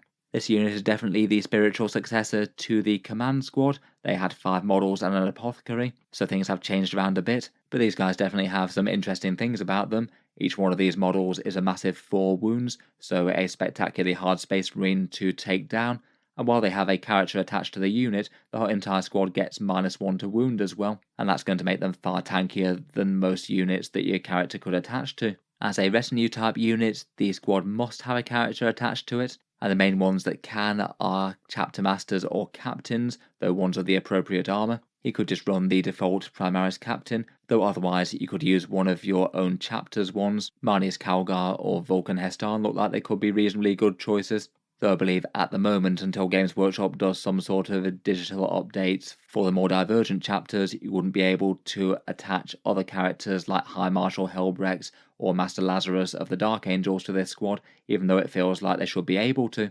In any case, in the unit, the Ancient gives you +1 objective control, so it means that you'll still have some OC even if you fail Battle Shock, which is nice. The Champion gets a big 6 attacks at Strength 5, AP 2 and Damage 2 with Precision, which is good. The Heavy Bolt is a fairly fancy one, Ballistic Skill 2+, Strength 5, AP 1 and Damage 3, so hitting harder than most. And the Mastercrafted Bolt Rifle is kind of like a Sternguard one but with Damage 2. It gets 2 attacks but Rapid Fire 1, so more shots within 12 inches. It doesn't have the Assault or Heavy keyword though. I did make an independent video on these guys, but I feel like overall they're a bit of a weird choice. For most characters you generally want to have them buffing a unit that's actually genuinely quite threatening, like having a captain giving free stratagems to something big and threatening like Terminators or Hellblasters, and I feel like these guys are more sort of auxiliary to the captain, as while they're tough they just don't really do either range or melee damage particularly stand out well. I just feel like after you've paid the points for a captain, the entire prospect just isn't going to be enormously threatening for the around about 165 points that you're playing for them. Not unless you're getting some other advantage, like say having Vulcan Hestarn protected while he's marking targets, or Marnius Calgar protected while he's farming you up CP. Definitely pretty cool models, though I feel like their rules might be a little bit lackluster. I feel like they do have a niche, though I think it is a bit specific, and they might not see all that much play in most competitive lists. Next up, we've got the Assault Intercessors with jump packs. These guys are perhaps surprisingly cheap at 90 points per 5 in the Codex. The Jump Assault Marines were previously 115 and the Vanguard Veterans 105. So these guys do genuinely look very, very cheap for some fast moving, essentially Assault Intercessors. I was wondering whether these guys would either be battle line or have objective control too, but it seems like they have neither of those. They are just genuinely very analogous to the old Assault Squad. They fight with heavy bolt pistols, with one shot at 18 inches at AP -1. 1 per 5 of them can take a plasma pistol instead, which you should as it's free, and then the sergeant can either take a hand flamer or plasma pistol, plus a power weapon or power fist. Most of the guys in the unit get 4 attacks with their chainswords at strength 4, AP 1 and damage 1, and the sergeant would probably take the power fist on with strength 8, AP 2 and damage 2. Unlike the Assault Intercessors, they don't get any rerolls against squads on objectives or anything like that, but they do get quite a nice mortal wound impact hit special rule. When they charge the enemy, every model that's within engagement range of the enemy deals a mortal wound to them on the roll of a 4+. If you could manage to get yourself in a situation when you were charging with a full 10-man squad of them, that could well be 5 mortal wounds there. Though if you're making any sort of long charge, you're probably not getting all of them into an engagement range, so that's going to drop off. I feel like at 90 points though, these guys will be very usable, nice and cheap, can still bully lighter enemy infantry units, can jump around doing secondary objectives, and even their durability is kind of okay for that sort of cost. Compared with the Assault Squad, they have lost some gear like the Eviscerator and a couple of special weapon type options, but provided Games Workshop keeps them cheap like this, I think they'll still be an interesting addition to the army, and you won't feel bad for taking them. Going along with these guys, we've got an updated datasheet for the captain with the jump pack. I feel like he was perhaps worth a special mention as well, given that he's got an updated model, and it has changed his war gear options significantly. Printed in the Codex, he's 95 points, previously he was 100 on the digital downloads, and he can lead either the Assault Intercessors with the jump packs or the Vanguard Veterans. Weapons-wise, he does have slightly more options than the model was initially previewed with. Heavy bolt pistol, plasma pistol or hand flamer in the one hand, and then power fist, relic blade or chainsword in the other. Or fortunately, he does have the option to take a Thunderhammer and Relic Shield, bought as one together. The Thunderhammer hits on 3s, not 2s, but gets devastating wounds rolled in, and the Relic Shield gives you 6 wounds instead of 5. Good to see they have preserved the standard Smash Captain there. I had thought there would be a reasonable chance that he could be lost. For his special rules, he'll give you the standard free battle tactic per turn as per standard captains, and he also gives his unit +1 strength on the charge. I feel like it's an alright boost, but maybe not spectacular. I guess with the jump intercessors, you'd be getting a bunch of attacks hitting on strength 5, and that is quite a nice break point against a fair few toughness values. Overall, I'd say he seemed usable enough, probably going to be a bit more so in some detachments than others, like the Stormlance one maybe. I feel like a lot of the time people might just want to keep the Assault Intercessor units very, very cheap and have them jumping around the board just for 90 points and being expendable doing secondary things. The Scout Squad has also been reimagined slightly. Printed in the Codex, it's 70 or 140 points per 5 of them, and in general their datasheet really hasn't changed all that much since the index. 5 to 10 models with infantry, smoke and grenade keywords, 2 wounds with a 4+ save from their carapace armor as opposed to the standard 3+ power armor of most Space Marines, and they both have infiltrators and scouts, quite a nice combo for forward deploy flexibility. Otherwise most of their war gear just hasn't really changed too much. Combat knives for 3 attacks at strength 4 plus a bolt pistol, bolt guns for 2 shots out to 24 inches, though no AP. The Astartes shotgun gets the assault keyword, and that gets the bolt shot style attacks to 18 inches, and while the sergeant's lost access to fancier melee weapons like Power Fist that he could take for some reason before, he now gets the chainsword for AP -1 if he gives up his bolt gun. Otherwise, as before, they get a missile launcher and heavy bolter per 5 models. That does mean that you could have 2 of them in a 10-man squad now, and perhaps the biggest single upgrade for the squad is that they get a single free sniper rifle now, a single shot with precision and heavy, all at strength 4, AP -2 and damage 2. Probably worth it over standard scout gear, but not really the biggest upgrade in the world. It's not like you're ever going to kill a character with that alone. Finally, their special rule is guerrilla tactics. This allows you to return to strategic reserve at the end of the enemy turn if you're not within 6 inches of enemy models. Really quite nice to have that kind of rule available on the table to you. Could be good for bouncing around the board doing secondaries as needed, though I feel like often with scouts you might have quite a lot of value in the position that they're already in, given that they can start forward and scout, so that just might be more valuable in the first place compared with redeploying around the place, unless it's maybe late in the game and you need to get bodies up the board. Overall, I feel like they just seem kind of fine, fairly cheap and effective forward deploy. It'll be interesting to see if anyone uses them for some options alongside that Vanguard Spearhead, and I still feel like they're going to face some pretty stiff competition for the infiltration type rule from things like Eliminators with their move, shoot, move and las fusils, or Infiltrators with their Omni Scramblers to keep an objective very safe from enemy reserves.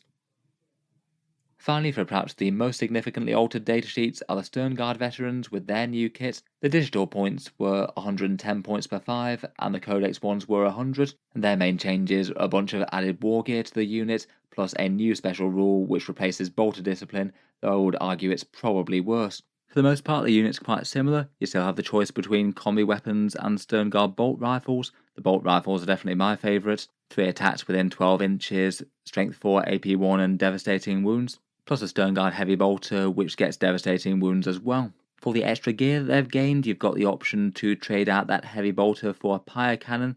That's got 12-inch range and torrent, d6 plus 1 hits at strength 6, AP minus 1 and damage 1. I think it's an interesting enough profile, definitely worth it over the standard rifle. I think it is kind of hard to weigh up versus the heavy bolter though.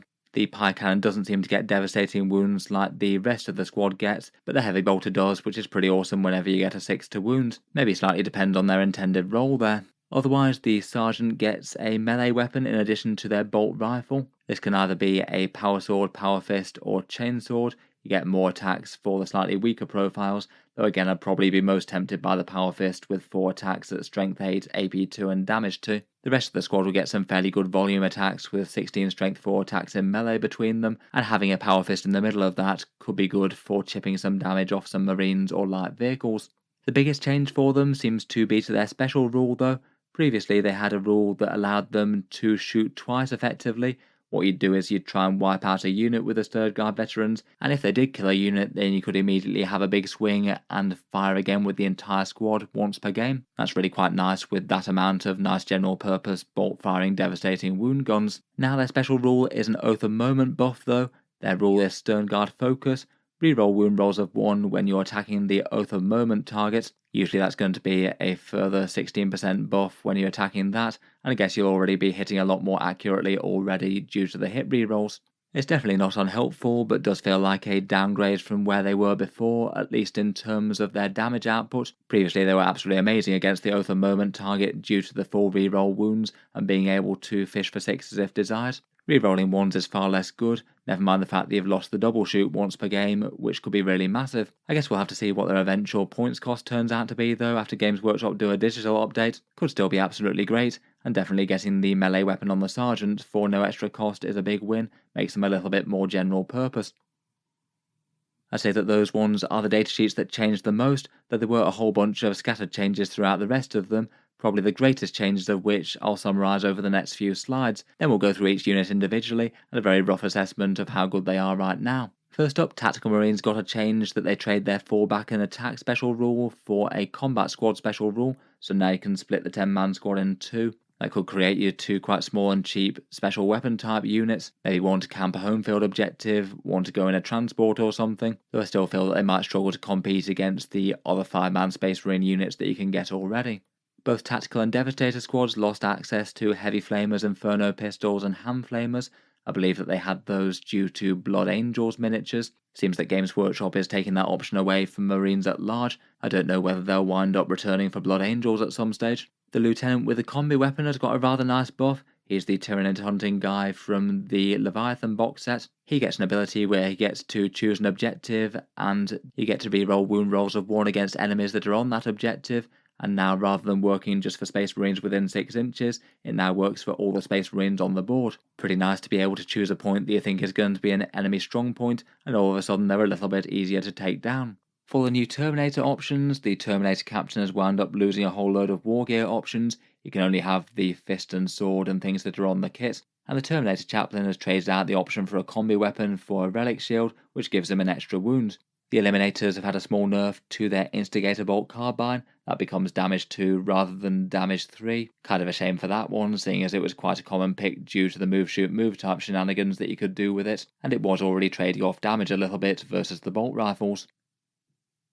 Again, for new miniatures, the Terminator squad has changed a little bit in that the Sergeant can finally take a Power Fist now. I feel like that's been something that's been desired ever since the kit goes back to antiquity. It's always been a bit weird that the Sergeants usually had an inferior weapon to the rest of the squad, though it is perhaps a little bit of a shame that the Sergeant won't be incentivised to take the fluffy weapon for him anymore. Otherwise, Terminator's got a bit of a nerf. Their Fury of the first special rule only gives you a +1 to hit against the Oath of Moment target, and it's lost the bit where it gets to ignore modifiers. That was really quite a big reliable damage boost that kept them resilient to enemy shenanigans. We've already mentioned the Sternguard veterans and scout squads. They have both had gear changed around, and the Sternguard had their new special rule. The Invader ATV and the Invictus Tactical Warsuit both have rules where you get to shoot at an enemy unit that just shot one of your friends. They've tweaked that slightly to say that you can only do that once per turn with the rule. I feel like that's maybe a slightly odd change, given that they weren't causing that much of a problem, I don't think. But maybe it's partly because they want that to be the rule going forward, to stop shenanigans like a unit just firing loads and loads of times in a row if their squad keeps on getting shot, maybe like the Necron Hexmark. The Hammer 4 bunker, while being kind of niche already, has now been kind of ruined. Its defense of a very special rule has gone away, and now it's just free Overwatch for 0 CP. Kind of a similar change to what happened with the Tyrannid Spore Assist, and it's now very, very bad. The Stormspeeder Hailstrike's AP debuff has been nerfed. That was the one where you got to target one unit and it had an extra AP against it if your units fired against it. That used to apply to literally anything that you hit with it, but now it's just to anything that isn't a monster or vehicle. I guess maybe trying to drive it further down the anti-infantry type route, though I feel like that just makes it far less good. It wasn't exactly auto-include anyway. They fixed a couple of things that I thought were typos. The Gladiator Valiant had a Strength 10 multi-melter for some reason, and the Brutalis Dreadnought had an AP -1 heavy stubber. They've both become Strength 9 and AP 0 respectively. Not really the best news for the Gladiator, I suppose, though I feel like it was just a typo, and that was kind of expected. The Razorback has unfortunately lost the option for the Twin Assault Cannon, so another loadout going away there. You've either got the choice between the Twin Heavy Bolter or the Las Cannon shot now. The Rhino and Razorback, though, have had some slight tweaks to their transport rules.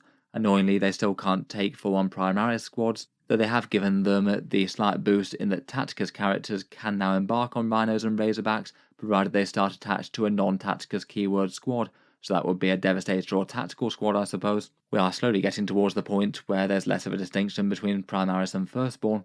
Finally, for more mainline unit changes, the Stormhawk Interceptor loses Hover, which I was kind of surprised that it had in the first place. That'll mean that, like other flyers, you'll have to start it off the board now.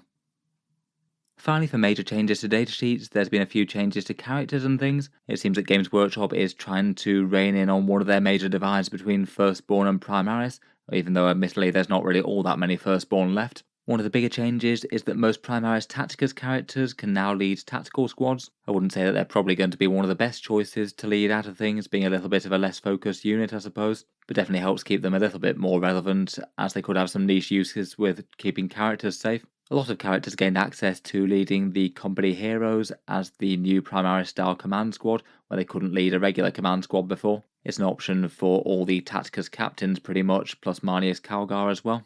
Besides that, quite a lot of characters gain the option to lead Blade Guard. Tigerius can lead Blade Guard Tactical Marines or Desolation squads now. Corsaro Khan and Adrax Agatone can also lead Blade Guard as well as Tactical Marines, and Cato Sicarius and Pedro Cantor can lead Blade Guard too. I feel like that's quite good news for all of them really, particularly maybe Adrax Agatone and Corsaro Khan more than most. They're both melee-focused characters that couldn't really lead any enormously threatening melee units, and it just seemed very weird that Blade Guard had been omitted for them. Otherwise, the Tech Marine can lead Desolation Squads, Devastators and Tactical Marines now, though I feel like quite a lot of the time he might just be being run individually as a lone operative and being protected by vehicles, and both the Apothecary and the Ancient can lead Devastators and Tactical Marines. Both of those could already join Desolation Squads if you wanted to. Finally, Tor Garadon got nerfed slightly. He had his lethal hits buff removed, though he still gives the buff of ignoring cover and brings some fairly impressive melee stats. And Kayvan Shrike gained himself the Phobos keyword, which is kind of handy with some of the Vanguard Spearhead options, and it will mean that he can give the Phobos keyword to a jump pack squad that he leads, which could be kind of fun as well. Let's get into the datasheets proper then, and we'll go through each one of them, starting with the squads and the battle line squads first, and then moving forward to vehicles, then character units, then epic heroes.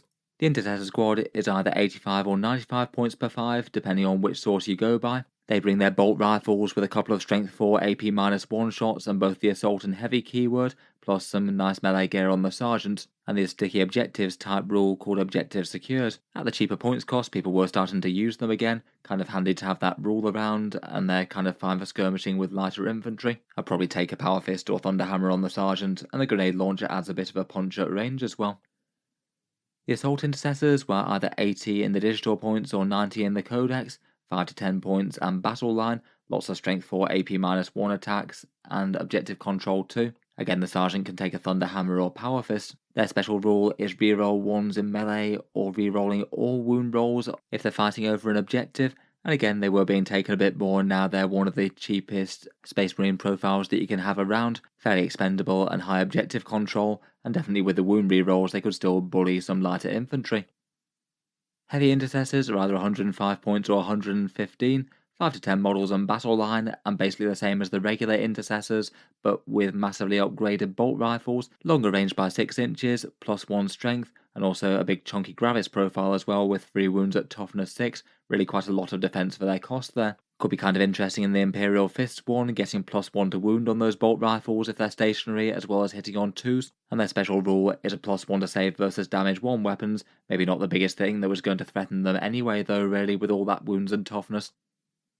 The tactical squad, as mentioned, has had a fair few changes. Their new rule is combat squads, which means that you can break them into 2 halves, and you could potentially condense all of the special upgrades, so the sergeant weapon plus the special weapon and the heavy weapon all on one side of the unit, perhaps have them go out and be a bit more adventurous and actually get stuck into the enemy, and then the secondary squad guard a home objective or something. They're 160 points per 10 in the digital book, or 165 in the codex. They have gained the option for a bunch of characters to lead them that they didn't have before, and they have lost a few things, including access to heavy flamers, inferno pistols and hand flamers, plus their fall back and shoot thing. I'd still be kind of surprised if anyone was really going to take them in big numbers too much, besides for lore and theme feel, not unless they went down in points a bit more than this. The infiltrators are 100 points or 90 points depending on source. Despite their hike to 100 points in the balanced data slate, these remain really quite a popular choice. A standard sort of profile for Space Marines with infiltrators and a marksman bolt carbine that's kind of like the tactical marine one but gets heavy. They're a bit tougher than the average Space Marines with a 6+ feel no pain from their Helix gauntlet, and they of course bring their rather nice Omni Scramblers to the table, denying deep strike within 12 inches, and basically meaning that if they're on an objective it's very safe from reserves. They can be powerful to infiltrate and start forward on a midfield objective and just annoy your opponent there, or to start on a backfield objective and just make it extra protected against enemies coming in from deep strike. Quite a nice one for board control there. I feel like they could be kind of interesting in the Vanguard Spearhead.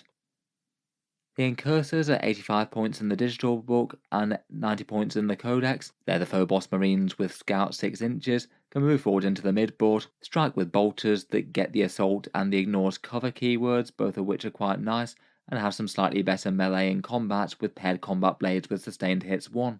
Their main special trick is to mark 1 target for a +1 to hit for the rest of the Space Marine army, quite nice for focused firepower to take down 1 threat, and if the enemy does try to charge them when they're on midfield objectives or something, then they can cause a bit of damage with their haywire mine. If they move within 3 inches, then on a 2+ they get D3 mortal wounds, or a big 2D3 if it happens to be a vehicle. I think they're quite efficient for 85 points, given that you get a big range damage boost.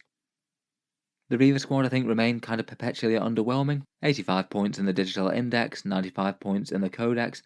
They've got scouts and the option for deep strike if they take the grav shoots, or grapnel launchers can allow them to ignore vertical move distance. Their terror troops thing is a little bit dependent on battle shock being good, -1 leadership at a 6-inch aura, and triggering battle shock in both players' fight phases in engagement range, though out of sequence battle shock like that can be a bit niche. They've either got the options for the bolt carbines or AP-1 bolt pistols, all of which get precision, but they do have fairly bad damage output, only having low AP and damage 1. I feel like just for lackluster damage output, they're probably still not going to get taken very much compared with things like infiltrators or incursors that do a bit more. but if anything especially works with leadership debuffs and things, then they could be useful to have in the army. Could be kind of fun to mess around with a unit of them with a Phobos Lieutenant or something in the first company thing, with that Warlord trait that can transfer failed battle shock tests into slain models. The Eliminator squad I still think are looking excellent, 75 points pre-codex and 85 points in the print. Their main change was that the Instigator bolt carbines only damage 2 now rather than damage 3, so slightly toned damage output there. I think it still remains a pretty nice option though, given that it gives them the move shoot move that they can get, getting them across the board really quite quickly or keeping them safe from enemy guns. They've got Infiltrators to set up forwards, which is quite nice on a fairly cheap unit, and Stealth to give them -1 to hit. And then they've got the choice between either sniper damage with the bolt sniper rifles, or some mid-strength damage with the las fusils that could maybe threaten some medium vehicles or heavy infantry. I feel like Eliminators are a unit that's going to be relevant in a whole ton of these detachments. They've got Phobos things for the Vanguard. They work quite well with both the Ironstorm and the Anvil detachments for firepower. They get quite a lot out of both the rerolls and the +1 to hit and wound if stationary. I definitely still rate them a top tier unit if they stick around the 75 point mark. The fairly new Inferno squad with the Pyroblasters is either 85 points for 5 or 95 in the Codex. They hit with the Pyroblasters with a torrent weapon with D6 strength 5 auto hits, really quite nice for Overwatch or just clearing enemy infantry in general, and you do get quite a lot of anti-infantry threat for that cost. I do feel like they could be particularly nice in the Firestorm detachment, getting Assault to get those Pyroblasters in closer, plus that really big devastating wound stratagem that could translate to something like 6 wounds on average, or even more with Vulcan Hestan nearby. They also hand out battle shock to enemy units when you shoot them, so that is a bit situational, bar scoring some secondary objectives at the end of the turn or denying some stratagems. The Blade Guard veterans are 90 points in the digital index or 100 points in the codex, 3 to 6 models in the squad with storm shields for a 4+ invulnerable save, 3 wounds for being nicely tanky, heavy bolt pistols and a Neo-Volkite on the sergeant, and then 4 attacks with mastercrafted power weapons for a whole flurry of strength 5, AP 2 and damage 2. They still get their special rule where they get to either reroll hits of 1 in melee or reroll saves of 1, depending on whether you're skewing to damage or defense, and I feel like their main change is they can be led by far more unique characters. I think it could be really quite fun to run Corsaro Khan or Adrax Agatone in them. They feel like the unit that they really want to go with, so I've got a lot stronger by being able to join them. The Vanguard veterans with jump packs are still here, though the on-foot version was removed. They're 105 in the digital points or 125 in the codex. 5 to 10 jump infantry here with their free storm shields built in unless you want the fancy pistols.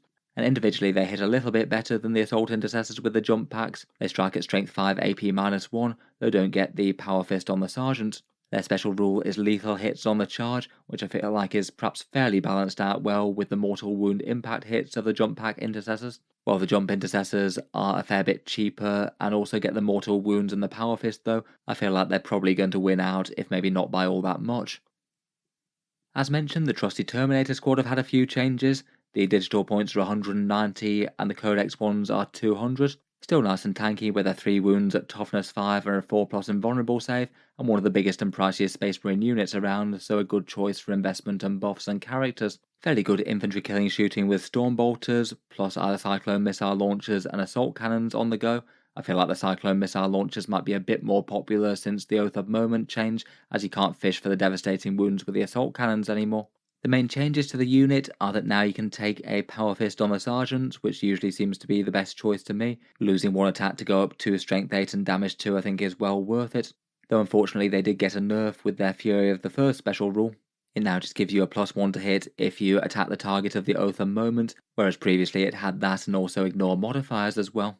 Kind of a shame to lose that buff, but I still think they're going to be relevant. A big scary unit's definitely going to be good to experiment with a bunch of the buffs out of the different detachments. Could be interesting infiltrating a massive squad of these forward in the Vanguard detachment, or teleporting them round the board with the first company one with +1 to hit for a stratagem. They kept their free rapid ingress trick with the teleport homer as well. Put that on the board and you can rapid ingress for 0 CP, though your opponent might know where you're arriving.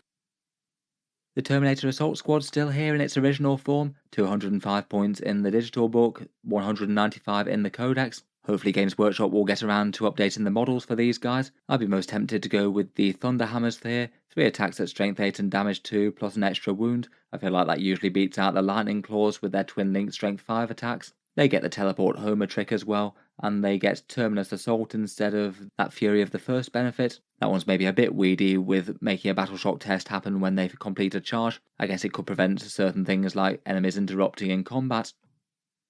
The Aggressor Squad has been a bit of a powerhouse in Codex Space Marines recently. 100 points in the digital points, 110 in the Codex. It seems that they actually got one major buff. Their Power Fist hit on a 3+ rather than a 4+ in melee now, which is kind of nice as they were fairly scary both in terms of damage at range and in melee already. Lots of twin linked attacks makes them a bit more general purpose than plenty of other units, and they get an extra pip of AP if they fire at the closest target, which will make them a little bit more threatening against heavily armoured stuff. Seems they'll almost certainly still be pretty awesome in the Gladius detachment given the big Bolter Discipline combo that you can do here with the Apothecary Biologist, but they also seem to be a unit that's almost tailor-made for the Firestorm Assault Force. They'll be getting Strength 5 shooting within 12 inches and the Assault keyword to get it there, and potentially it could be nice with the Flamestorm Gauntlets to get a whole bunch of devastating wounds as well.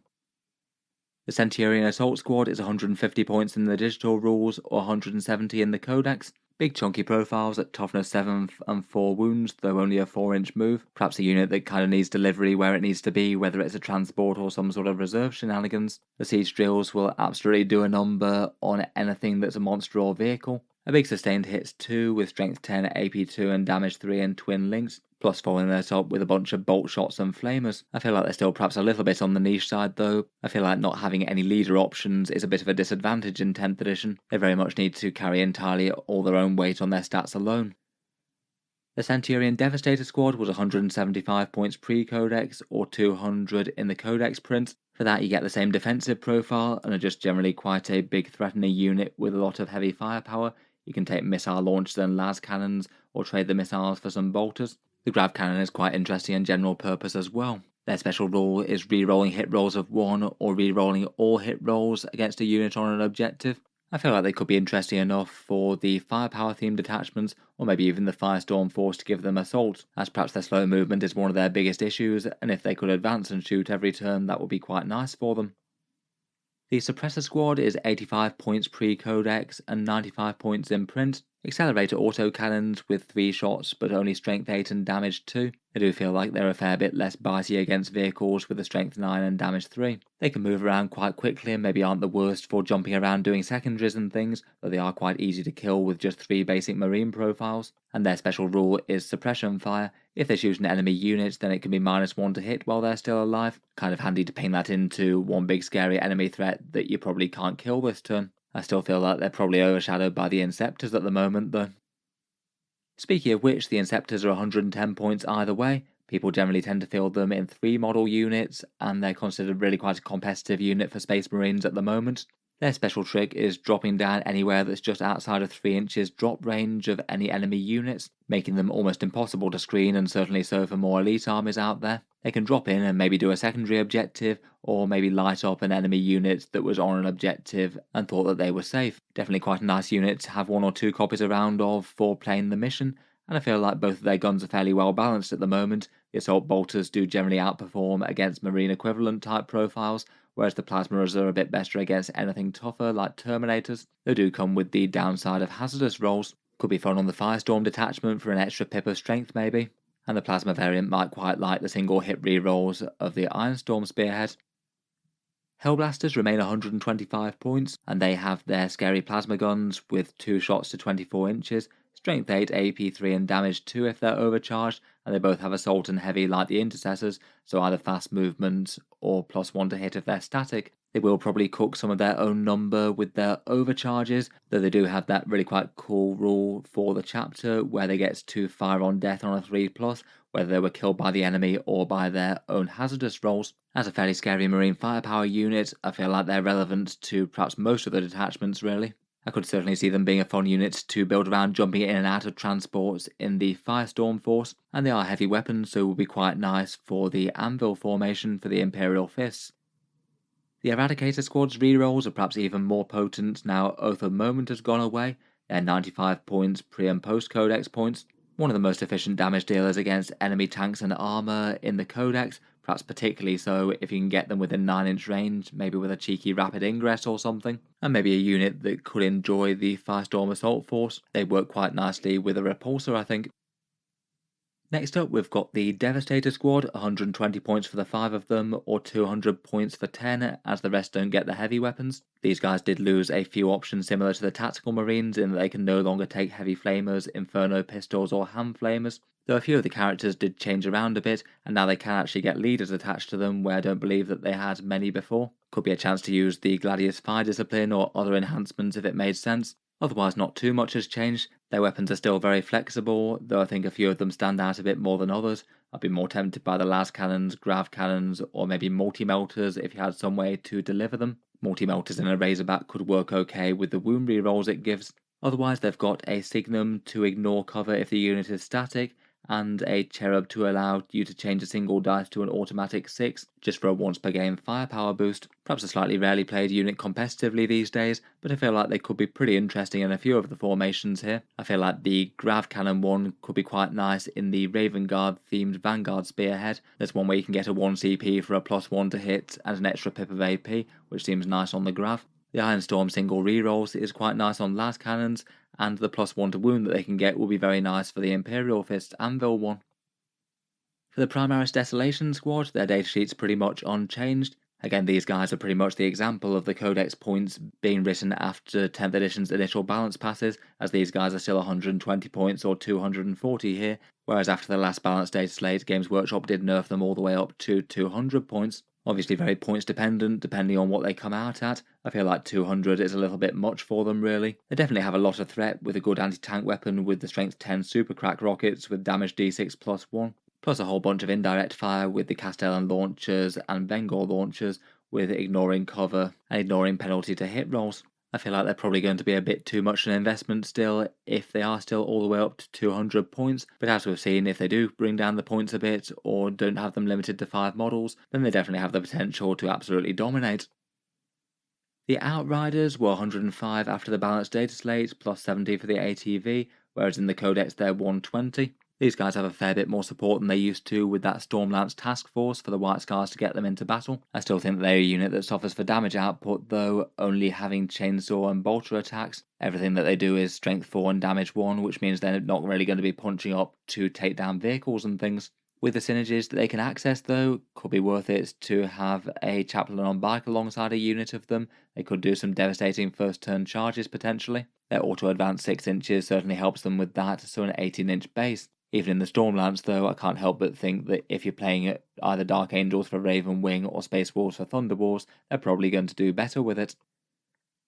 The Invader ATV had a slight change to its Outrider Escort rule, the one where it gets to return fire if the enemy shoots nearby Outriders. That one can only be done once per turn by one ATV, though in all honesty I hadn't really seen very many people running these at all. I feel like they're just maybe a little bit too costly for what they need to be at the moment. I feel like somewhere more like 60 points or so might be making them quite tempting, but otherwise they just don't really feel either particularly tough or particularly threatening. Moving on to vehicles now, and the Stormspeeder Hailstrike was 140 points versus the Codex's 130. The Stormspeeder is a toughness 9, 11 wounds and a big 14-inch movement, and the Hailstrike's the very much anti-infantry one with whole flurries of shots with strength 4, 5 and AP 0. I thought the most interesting thing about the Hailstrike was its special rule. One unit that you hit has a debuff, and it means that anything else that fires at it gets extra AP against that same target. But now they've changed it so that doesn't work against monsters and vehicles, some of the things that you probably most want it to work against. I think given that change, I feel like these guys are going to become very niche or just not really played at all. They're not terrible at clearing out hordes and things, the Marines have quite a lot of options for that, and if you're playing an enemy army with a lot of monsters and vehicles in, it could be just entirely ridiculously wasted. The Thunderstrike is the same platform and was 170 pre-Codex, 150 in print. This one again was a bit more commonly taken, hitting on a 2+ with 3 big damage d6 plus 1 heavy shots, and then its flavour of debuff was handing out a +1 to wound against one attacked monster or vehicle, really quite powerful when you're trying to focus down something big like an Imperial Knight or an onrushing enemy monster. For 170 points again, I did feel like they'd made it just a little bit too expensive. Even with a rather good boost, I feel like you're just better off probably taking something that does more direct damage like one of the Gladiators. Finally for the Stormspeeders there's the Hammerstrike, 160 pre-Codex or 150 in print. This one's got a lot of mid-strength firepower at strength 9, so it's generally going to be better at threatening things like elite infantry. It might just struggle a bit to wound against things that are toughness 10 or higher. If you get it into melter range, it definitely could threaten some big attacks. Maybe it's okay if you've got Vulcan Hestan in the army to mark a melter target for it. Its debuff is to remove cover from one unit that you shoot. Definitely not bad, but when you've got really quite a threatening 160 point unit that needs to do that, you're paying quite a lot for the utility.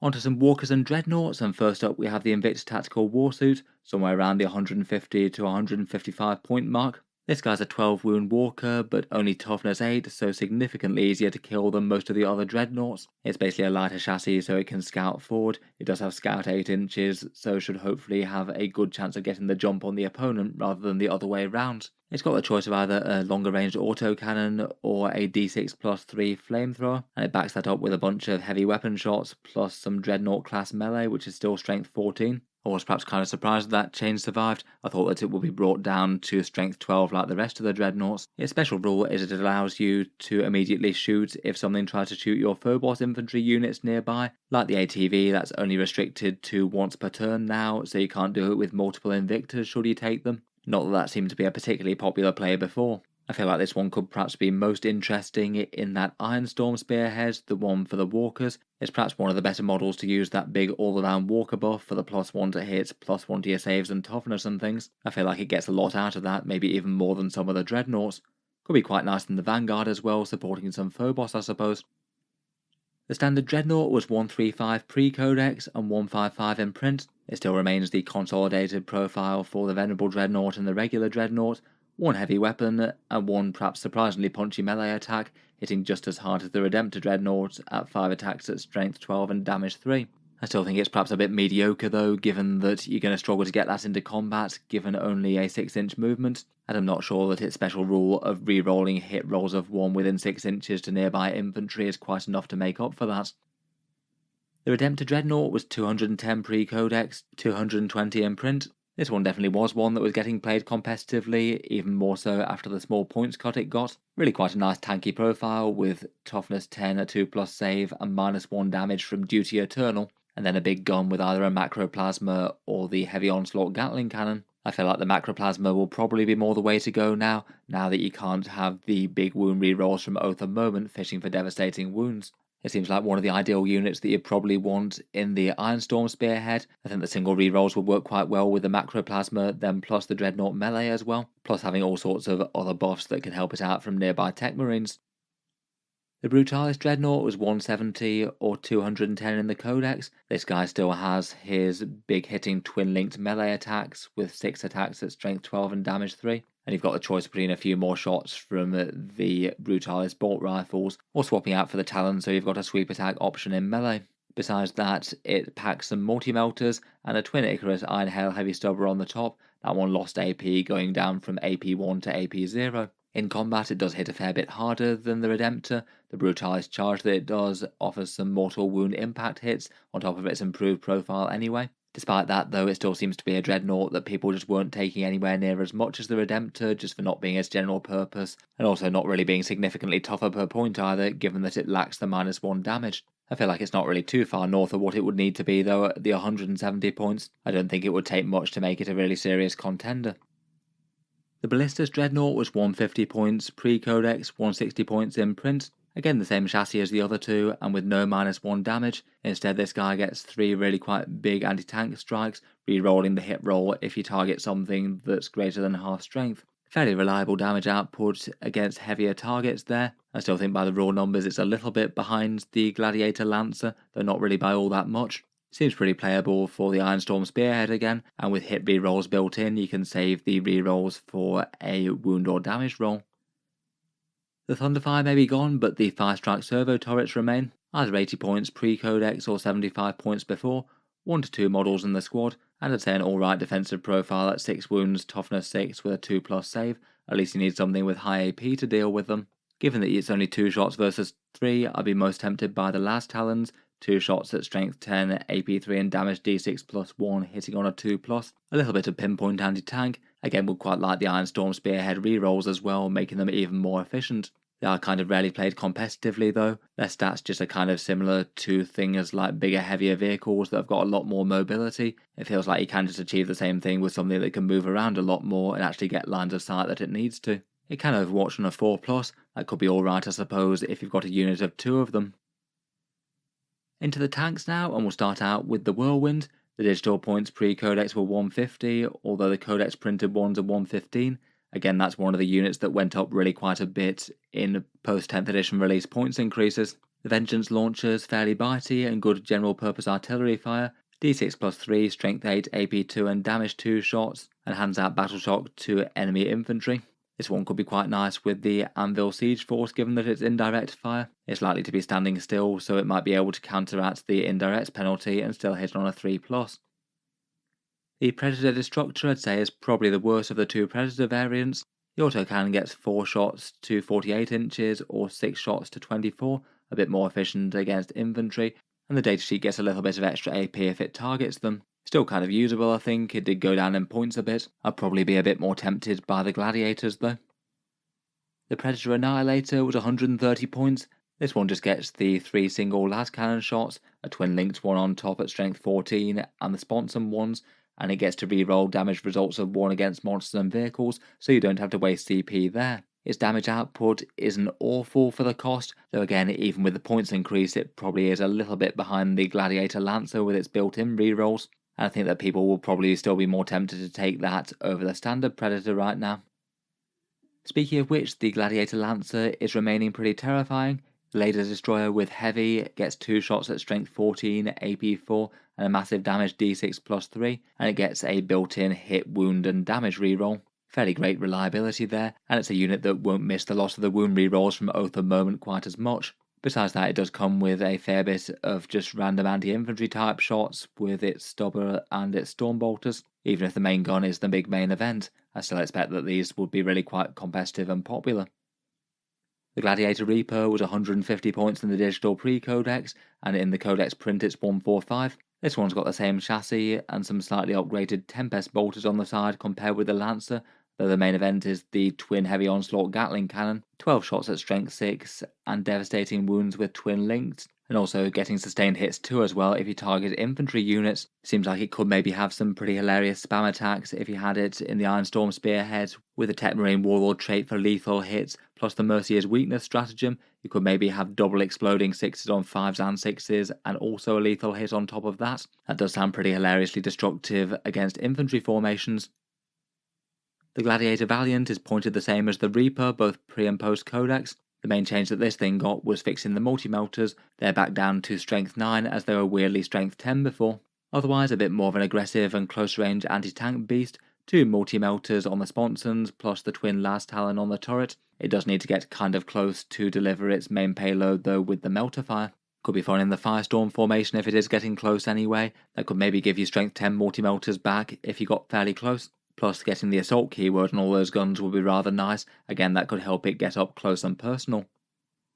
The Vindicator's still here and fairly mighty with toughness 11 and a 2+ save, and a fairly enormous threat demolisher cannon with D6+3 shots, strength 14, AP3 and damage D6. It's fairly happy being on the front lines compared with previous editions versions, as it can both fire that blast weapon in engagement range and also not even take the penalty for big guns never tire while doing so.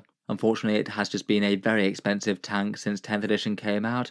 The digital points were 190 and it wasn't really seeing that much play with that. The gun definitely is a nice one, but it also needs to be costed right. As ever with most of the vehicles here, could be fun in Ironstorm Spearhead. It is going to have quite a lot of powerful shots that you're almost guaranteed to be able to use that reroll well with. Land Raiders have definitely got a lot more popular since Games Workshop's last points cut. The standard Land Raider was at 240 pre-codex or 260 in print. This is the one that mounts the Godhammer las cannons, so 4 big las shots as it trundles up the board, plus some heavy bolter fire and some top hatch guns. And then its signature move is to rumble up the board, disgorge a squad of infantry that can then shoot and also charge in despite having disembarked. It does seem to be that they've finally got to the points cost when they're genuinely quite efficient at doing that now, which is rather fun. Plenty of good options to go in there. Maybe could transport some Salamander's aggressors perhaps in the Firestorm assault force. To be honest though, I think that the Land Raider variants are currently strong enough to hold their own just regardless of detachment.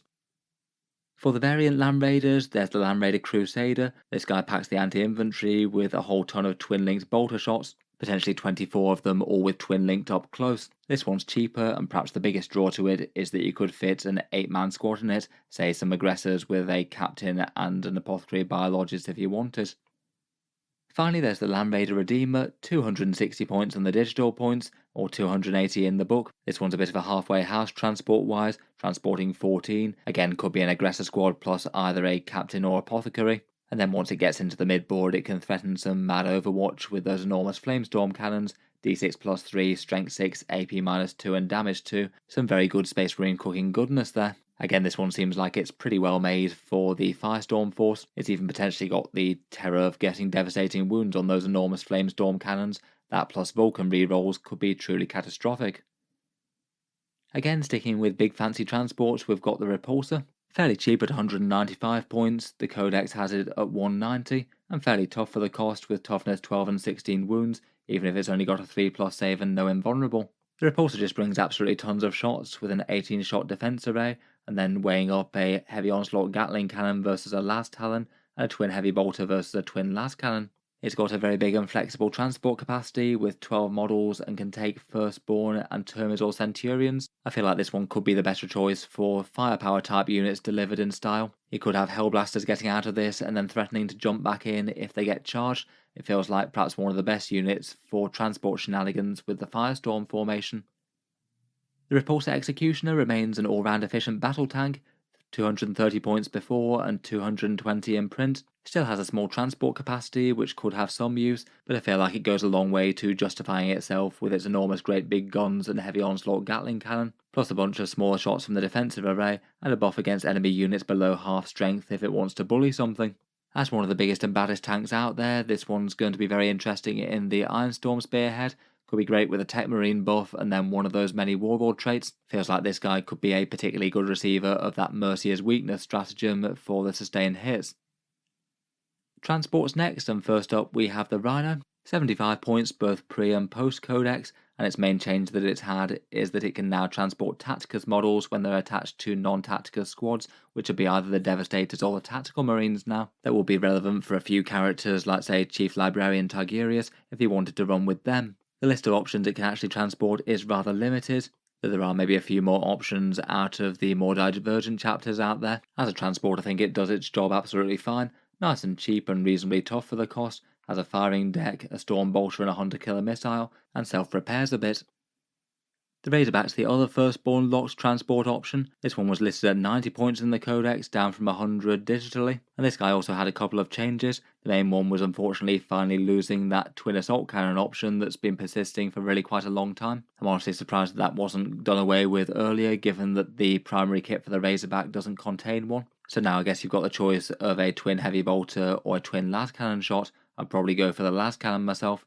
Its special rule is to give you 4 rerolls to wound for a squad that's getting out. Seems like that could be really quite nice with a Devastator unit maybe. I feel like a transport that's dedicated around fire support could be really quite nice for the Firestorm force once again, particularly one with extra rules when you jump out, as you might be doing quite a bit of that. For the Primaris equivalent, we've got the Impulsor, 85 points both pre and post Codex. I feel like that price tag is a lot more tempting, probably not so much that you want to run entire phalanxes of them, but for a bit of a prestige option battlefield taxi I think it does well. It's still locked out of carrying things that don't have Tacticus or Phobos, but that still gives it an awful lot of options. Could be very nice for a Hellblaster battlefield taxi with a bunch of plasma fire raining out the top of it, and still good for delivering melee units, perhaps like Blade Guard, though the transport capacity size is a bit annoying for them, as it means that you can't attach a character to a big unit of them. I feel like most of the top hatch options are fairly interesting. I'd probably be most tempted by the Bellicatus missile, or maybe the Shield Dome for the Fire Plus Invulnerable save. You can get a lot of bolter equivalent shots though, or the chance to farm some CP. Its special rule is to allow you to drop units after advancing. Previously I thought that was a bit of a niche one unless you were in Devastator Doctrine for that turn, but now with the Firestorm Assault Force that could be seriously quite a good option. Means that you can get even more movement before getting things out if it makes sense to. The drop pod is 70 points pre-Codex and 65 points in the print.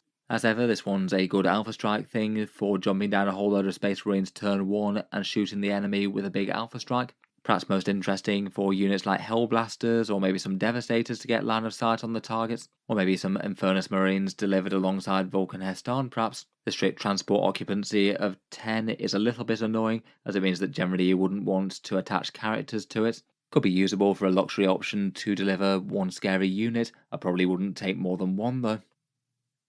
The Space Marine Flyers I think remain really quite underwhelming for their points cost. They've been very rarely played competitively, with the disadvantages of not being able to score objectives, and just both damage and defense that's not really that exciting. The Stormhawk is the one with the twin assault cannons, plus your choice of missile launchers, and maybe a last Talon. This one's arguably got a further nerf in the Codex as it's lost hover, and that means that you'd have to put it into strategic reserve and it's locked into coming in turn 2, which maybe isn't terrible but does rob you of an option. To be fair, I'm kind of surprised that this one had first place. It's not generally been a rule that it's had in the past. The Storm Talon retains hover, though I feel like its firepower is perhaps a little bit less good than the Stormhawk overall. Its damage buff is perhaps a little bit more useful with +1 to hit. Its one affects the ground targets as opposed to fly targets, which might be a bit more common. And the Storm Raven gunship, it was 255 points prior to the Codex and then 240 points in the print. This one can transport 12 and also take a Dreadnought if desired. I guess the advantage of this one is to be able to swoop it in really quite a long way and get something out to deliver some close range firepower turn 1. Feels like it could have at least some interest in either the Firestorm Force or the Ironstorm Spearhead. Transports and vehicles tend to get on well with both of those, though I think it's still a bit overcosted really, despite the points cut and also -1 damage being built in. The Hammerfall Bunker has had a big nerf in the Codex. It has dropped down in points from 210 to 175, though it does seem that as with the Spore Assist for the Tyranids, Games Workshop weren't really a big fan of its defences type special rule. Previously this one could keep on firing with its defensive array against anything that moved into line of sight, potentially problematic for some enemy units, though just really not all that a big deal for plenty of other armies that didn't really care about strength 5 and damage 2. Now it's been shifted to just getting a free 0 CP Overwatch stratagem, and it looks like it can do so even if another unit has used it this entire turn, so it does sound like that one would actually work, but the damage output of that is just going to be fairly pitiful compared with what it could do before. I suppose it's not too bad on the Torrent one, but pretty awful on the Heavy Bolter one. Overall, definitely not enough to justify itself on essentially an immobile vehicle. I feel like Games Workshop might be kind of going out of their way not to particularly encourage either flyers or fortifications into mainstream play.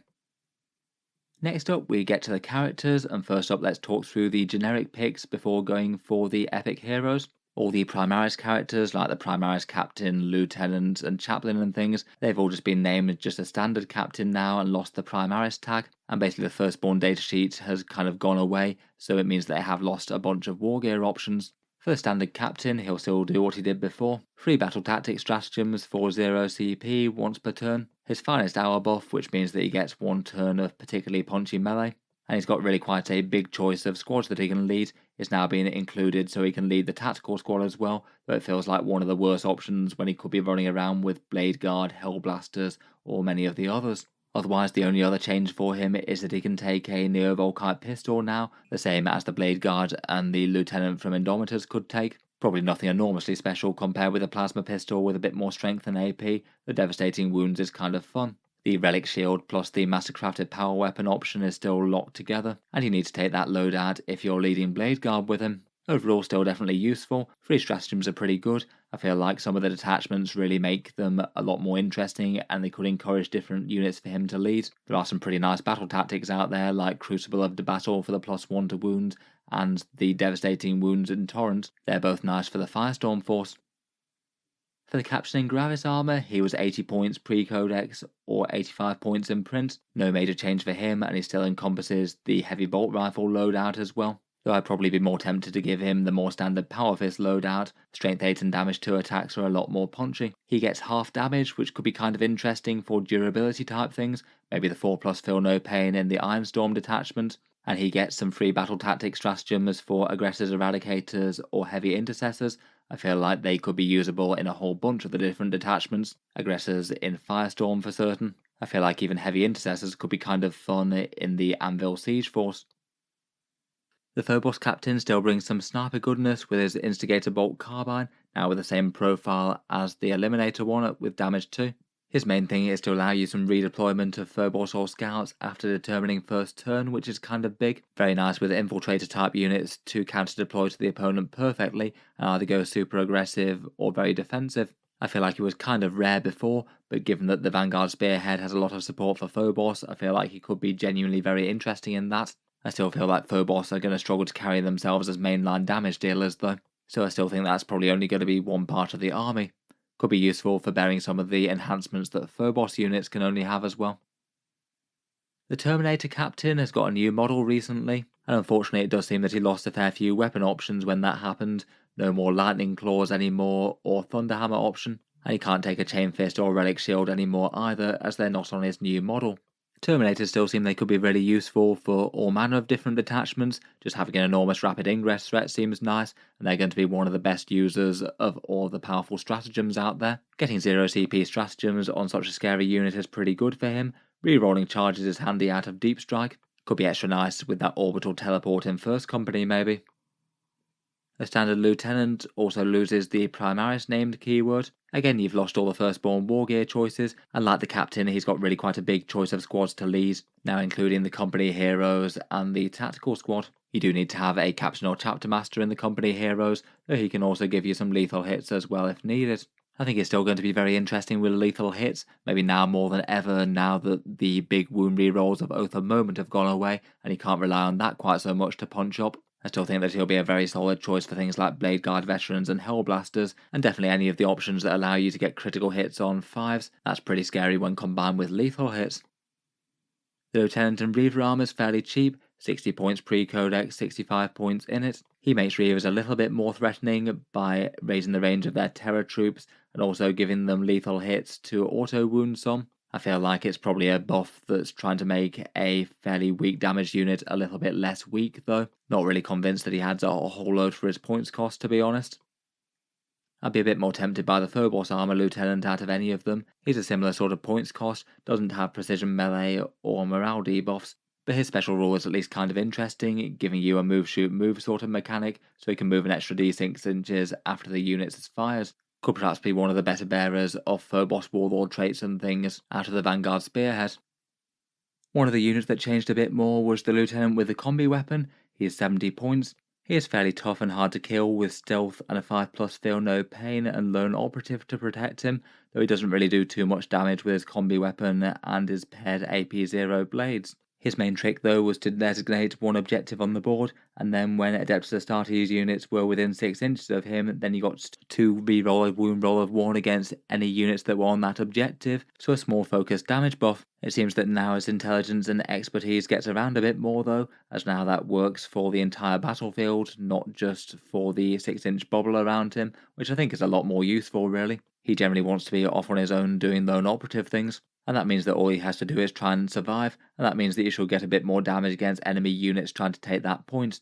Otherwise he had a few more minor changes. His paired combat blades became anti-infantry rather than anti-tyrannid. He has a rule saying that he can't be the warlord, and he gained the lieutenant keyword. He's also got that hard to catch up with type special rule, which means that he gets to move 6 inches when an enemy finishes a move within 9 inches of him. That could be enough to protect him from combat or even get him out of lone operative range in the right circumstances. Overall seems a lot more interesting. You could have 1 for utility and then to mark one objective that you think your opponent's going to go for. The Librarian is either 70 points or 65 points, and he has had some slightly upgraded units that he can join. He can join the tactical squad now as well. And he brings his devastating wound Space Marine killing smite, plus a nice 4+ invulnerable save, and some saves against psychic attacks if relevant. Still could be alright for a squad that just needs a little bit of extra defense, maybe alright for something like a Hellblaster squad if he's also bearing a useful enhancement or something. He is at least quite cheap I suppose, though I'm not sure he'd be one of my first characters to pick up. For the Phobos Librarian, he is 75 points both pre and post codex. He's got the choice of the Phobos units basically, and his main trick is to give lone operative style ranged attack protection so you can't be shot within 12 inches. I feel like 75 points is perhaps quite a big ask for that sort of thing, particularly on top of the squad's cost already, but it could give you really quite an interesting unit, lone operatives with far more threat than lone operatives would normally have. He does bring a bit of threat at range and melee himself as well, and can infiltrate forward if needed. Again, could be fun with maybe some of the Vanguard Spearhead type enhancements, or maybe moving with Eliminators and their Instigator Bolt Carbine. Feels like you would be paying really quite a lot of points for a utility unit, though, that if the opponent could manage to catch up with, could kill really quite easily. The Librarian in Terminator armor is 90 points, and he brings sustained hits 1 to that unit, plus a big force axe and the same smite as the other Librarians. A fairly straightforward direct damage boost, that one, that you'd have to weigh up against the Captain's Free Stratagems and the Terminator Chaplain's +1 to wound in combat. Overall usable enough, I think. For the Chaplains, the standard one is 65 points, and he's got quite a good choice of squads that he can join. Probably Blade Guard Veterans or perhaps Assault Intercessors are the most interesting, as he gives a +1 to wound in melee and a single cancel battle shock for one unit once per game. They also bring a slightly more solid Leadership 5 to the table as well. I'd probably be most tempted for Blade Guard overall, though he would be competing against the lethal hits of the Primaris Lieutenant, which has a similar sort of buff. The Terminator Chaplain is either 90 points or 85. He's had a few war gear things switched around, with the option of taking a Relic Shield now, which replaces the combi weapon that he could take before. If he goes for the Relic Shield, then he loses the Storm Bolter but gets a wound characteristic of 6/5. I feel like for that kind of trade-off, I'm a little bit underwhelmed. I might be more tempted by the Storm Bolter myself. For his boost, again, he gives the +1 to wound, which is really quite relevant on mid-strength power fists. That's going to be useful against the stuff that they're hitting, whether it's weaker or things that they're going to be wounding on 5+s like vehicles. On top of that, he gives a 4+ save against mortal wounds. Quite nice, as they're one of the things that kill Terminators a bit better, but now that devastating wounds aren't mortal wounds anymore, that bit is just far rarer to come up. Overall, I feel like maybe my first port of call for the generic characters might be a captain to lead the Terminators these days, though there's maybe not too much in it. There's also a Chaplain on bike for either 75 points or 80. I feel like he's a fairly good deal for the stat line that he gets you, and adding a bit more threat to an Outrider squad, which I feel like without him in the mix maybe lacks a bit of punch. Again, his upgrades give you a +1 to wound in combat, which is fairly excellent for Outriders with all their low strength attacks, helps them actually deal with medium toughness targets, and Catechism of Fire gives you devastating wounds on their bolt guns as well. It's just a lot of damage output to the squad all around. I feel like maybe for a fun unit you could use him alongside a bigger unit of Outriders in that Stormlance task force with a big advance and charge. The Chaplain with Jump Pack is still here, one of the firstborn survivors, due to having a rather nice Chaplain model for Blood Angels with an Inferno pistol. He's 85 points and brings the same +1 to wound, and he also has a small impact hit type attack where he gets D3 mortal wounds if he hits the enemy. He still seems to have himself a surprising amount of war gear options, perhaps one of the last firstborn units that still has this sort of selection now. Access to really quite a lot of the ranged weapons, plus his Crozius and Power Fist. The Tech Marine is just the Primaris one now, so no options for full servo harnesses, and no Astartes servitors to lead about or join squads should you want to. He's gained the option to join Tactical Marines Desolation squads as well as the Devastators. In reality, I feel like a lot of the time he's going to be hanging out next to vehicles just to prevent himself being shot. I feel like he's often really quite an easy include for HQs in a Space Marine army. A lot of lists seem to run just one if they're kind of unsure what sort of other HQs they wanted, just to buff one of their scary armor pieces. +1 to hit and repairing wounds I think will generally be worth it over the course of the game if you've got a few vehicles to buff for redundancy. It's pretty essential in that Ironstorm Spearhead with the enhancements that they can bear. And I do like his fun Nerd Rage type special rule, where if a vehicle gets killed within 12 inches of him, he gets 7 attacks for the rest of the game, and actually becomes a fairly serious melee threat with that Omniscient Axe plus his servo arm. The standard Apothecary is 55 points, and again has gained the option to join Devastators and Tactical squads. Devastators could be interesting with the Fire Discipline in Gladius maybe, I suppose. The Apothecary's main thing is restoring a unit from the dead each turn. It's certainly not bad, but maybe not quite as powerful as when he could do it on things like Terminators or Gravis armor with higher points intensity models. Otherwise he gets a fun shot with his Reductor pistol, plus 1 command point when his bodyguard unit gets killed. Probably most useful for bearing an enhancement if it's relevant for one of these units. Maybe could be good fun in Hellblasters as well, who might be typical to take a few chip casualties due to overheating. The Apothecary Biologist has definitely been in fashion a bit recently, with leading aggressors around and getting a whole bunch of lethal hits. He's 55 points, and the Leviathan one, who's the Apothecary Scientist, gives lethal hits to his unit as well as some higher objective control, going up to a big 9 objective control if the bearer's unit slays an enemy unit in melee, you might do with aggressors. The combo with him though has been to take the fire discipline trait, and when you're in Devastator Doctrine it means that you get a whole load of critical hits on a 5+ for lethal and sustained, and just deal some enormous damage with aggressors up close. Seems like he'll still be pretty excellent for that combo. Maybe delivered out of a Land Raider Redeemer or Land Raider Crusader perhaps. He seems to be doing his job quite well as essentially a lieutenant for the Gravis. He's definitely still very solid when leading Eradicators and Heavy Intercessors as well. The Heavy Intercessors could be fun in the Anvil Siege Force. Ancients next, and the standard one is now essentially the Primaris datasheet. He gives you the standard +1 to objective control, which helps guard against battle shock, as you still get that even if you get reduced to 0 by failing a test. Overall though, I think most people see it as 55 points being a little bit too much unless you just happen to have one in one of the other squads, or you have some sort of special reason for taking him, like bearing an enhancement that can only be borne by an ancient model. Otherwise he chips in with a bit of power weapon damage and has a nice rule where he gets a 4+ feel no pain if he's in the centre of the board. The Blade Guard Ancient does similar but for Blade Guard, kind of reasonable to get them a little bit more objective control perhaps, given that they're only objective control 1 and they are likely to be fighting over the mid-board. Unfortunately he doesn't really bring any melee weapons of note to the unit, just a few standard strength 4 attacks with AP 0, though he does give the squad a one-time buff of +1 attack. I guess potentially that's not the worst for front-loading a bit of damage there the first time they make combat. I think it's kind of alright for 50 points, but maybe not quite as essential as things that are going to make them punch up against tougher stuff perhaps. The Terminator Ancient is 90 points or 85, and he can fight as hard as a regular Terminator with 4 or 5 attacks with a Thunderhammer or Power Fist. Unlike the other Ancients, I feel like he does actually give a pretty meaningful buff to the Terminator's damage. If you have lost any casualties with them, then you get +1 to hit, and if you're below half strength, then you get +1 to wound as well, both rather good things as well as the objective control thing. I think he could be alright if you are building around a pretty maximal Terminator armor block, something with 10 models where you're quite likely to get damaged but not destroyed, and he can join that at the same time as a captain could as well. Could be fun in first company perhaps.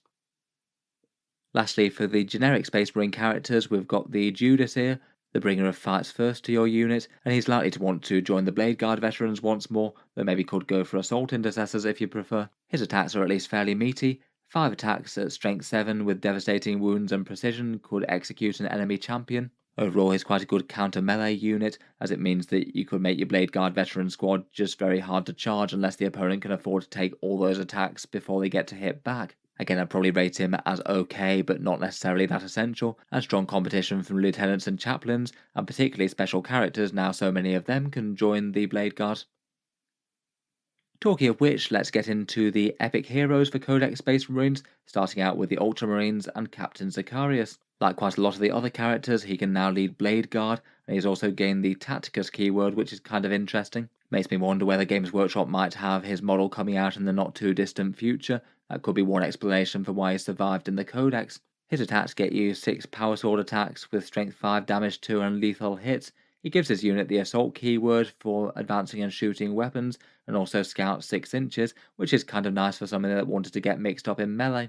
Feels like he could maybe be kind of fun in the Stormlance task force. Getting scouts and then advance and charge with Blade Guard could give them a lot of early threat range. On top of that, he's got a once per game reactive move, which is usually a nice to have to backpedal from enemy charges or hide behind terrain. Tigurius gained a few squads that he can lead, able to lead Tactical Marines, Desolation squads, and Blade Guard now. I think that Tigurius is just an all-round very efficient character. Slightly weedy on the defensive side with only 4 wounds, but he does get a 4+ invulnerable save, and just brings both really quite a lot of damage and a lot of special rules to his unit. A big Storm of the Emperor's Wrath for some close range good shooting, the Rod of Tigurius for some alright melee, a 4+ feel no pain against psychic attacks and mortal wounds, -1 to hit, and then a free reactive stratagem each turn as well, 0 CP Overwatch being perhaps the most interesting out of them. Kind of a shame that he can't join Hellblasters really, as I feel like he'd be quite well suited to leading them. Probably Sternguard veterans will be the next best thing though.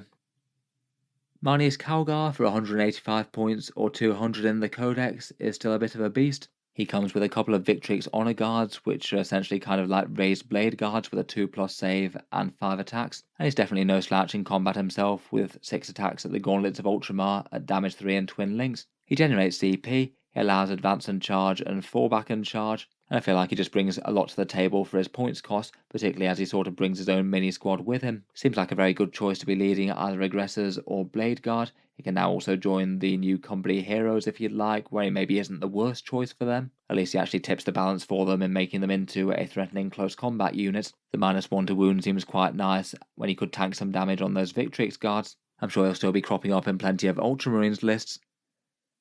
Uriel Ventris is 75 points, and he can also lead a tactical squad should he wish to now. He's a fairly standard 5 wound captain with a fancy bolt gun and 6 attacks with strength 6 and damage 2 in combat. His actual leadership special rule I think is maybe a bit lackluster, allowing you to use stratagems if battle's dropped, which is kind of whatever. But the real reason that you want to bring him is that you can choose one other infantry unit and allow it to deep strike. Could be some interesting choices, things like Centurions maybe. And it could be one way to deliver the Gladius aggressor combo of Doom alongside the Apothecary Biologist and get them first strike on something very nasty. I feel like that definitely adds a fair bit of his value. He could even be another interesting choice to go with those company heroes, seeing as a lot of his value is buying in the deep strike, and otherwise he's a fairly generic Space Marine captain who doesn't give free stratagems. Next we've got the Primarch himself, Rabute Gilliman at 380 points or 345 in the Codex. He got nerfed a bit by Games Workshop, so I would hope that they put him somewhere back towards the points cost that he was. He's definitely lost really quite a lot of value given that his double oath of moments just isn't quite as good without the wound rerolls. He's still a force to be reckoned with in combat, of course. He gets lone operative protection if he's next to infantry, which he can do with that combi weapon lieutenant in a bit of a gamey way. Very big melee with the Hand of Dominion and the Emperor's Sword, and also the option for free stratagems if double oath of moment isn't the main thing that you'd like. The free battle tactic stratagems could be kind of interesting on things that aren't infantry. Lots of things can't have captains to make them free, so it could be kind of good to hand out some of the more expensive 2CP ones to things like vehicles or things that can't be joined by captains. He also has his resurrection rule as well with the Armour of Fate, getting back up on a 3+ when he dies with a big 6 wounds remaining. I think definitely does need to go down some points from 380 though. Hopefully whenever they update digital points it'll be considerably less than that.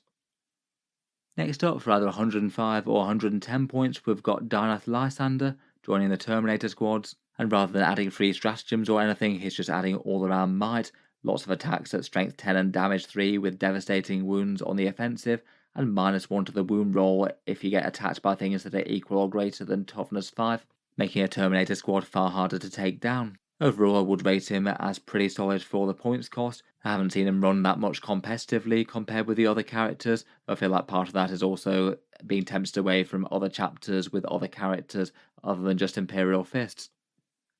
Torgaradon was 90 points pre the Codex and 100 points in print. It does look like he might have had a nerf going into this book. He's lost his lethal hits buff and now just provides ignores cover. And he gives that to either the Aggressor Squad, Eradicator Squad, or Heavy Intercessor Squad. A useful enough buff, but definitely lost a lot of value in amping up his units. I guess there would be a bit more value to including him alongside, say, the Apothecary Biologist now. I guess a lot more of his value is now going to be coming from his own personal melee attacks. He really does punish monsters and vehicles very hard with Strength 14, AP 4 and Damage 4 attacks. They get a bit more tame if they're against infantry or mounted or something. Overall, I think he's just feeling a lot more kind of mediocre for his points cost though without that lethal hits buff, as that was very nice.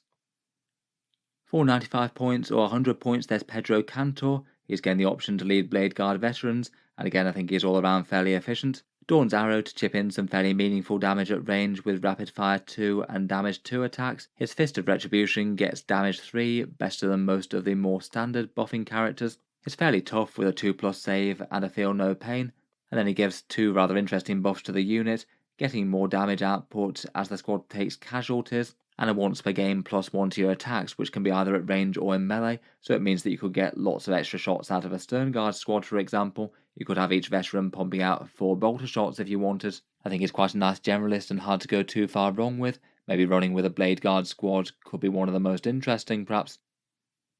Ironfather Fyros was 95 points in the digital set, 105 points listed in the Codex. As he's Gravis, he can go with any of the Gravis squads, or use the Tech Marine ability to get Lone Operative. I feel like if he can manage to find a way to get some good mileage out of his buffs, plus his damage output, you'll be doing quite well. He gives a 5+ feel no pain durability boost to his unit, which is pretty spectacular on aggressors. Definitely not bad on the other two either though, and I think the idea would be to slog him up the board alongside a dreadnought to give it a +1 to hit, and then pile on some wounds back onto it with some repairs.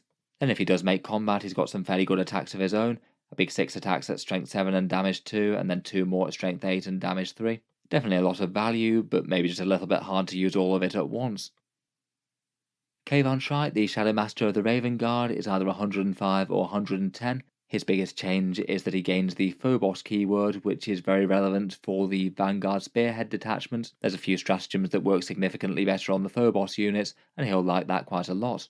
He can lead the new Assault Intercessors or the Vanguard Veterans with the jump packs. He provides them with a flurry more damage 2 attacks with strength 5 and twin linked for re-rolling those wound rolls. And then rather interestingly, he gives Lone Operative to the unit that he leads as well, so they can't be shot outside of 12 inches, and it means that you're almost certainly going to get the jump on the enemy with that jump pack squad rather than the other way round. He's also got the ability to jump off the board at the end of the enemy turn and put himself back into strategic reserves if that makes more sense for some reason. Quite a lot of flexibility and options to bounce around and keep safe and hopefully take out one scary enemy unit there. I feel like he's quite usable if you can pass up going for other chapters' unique options.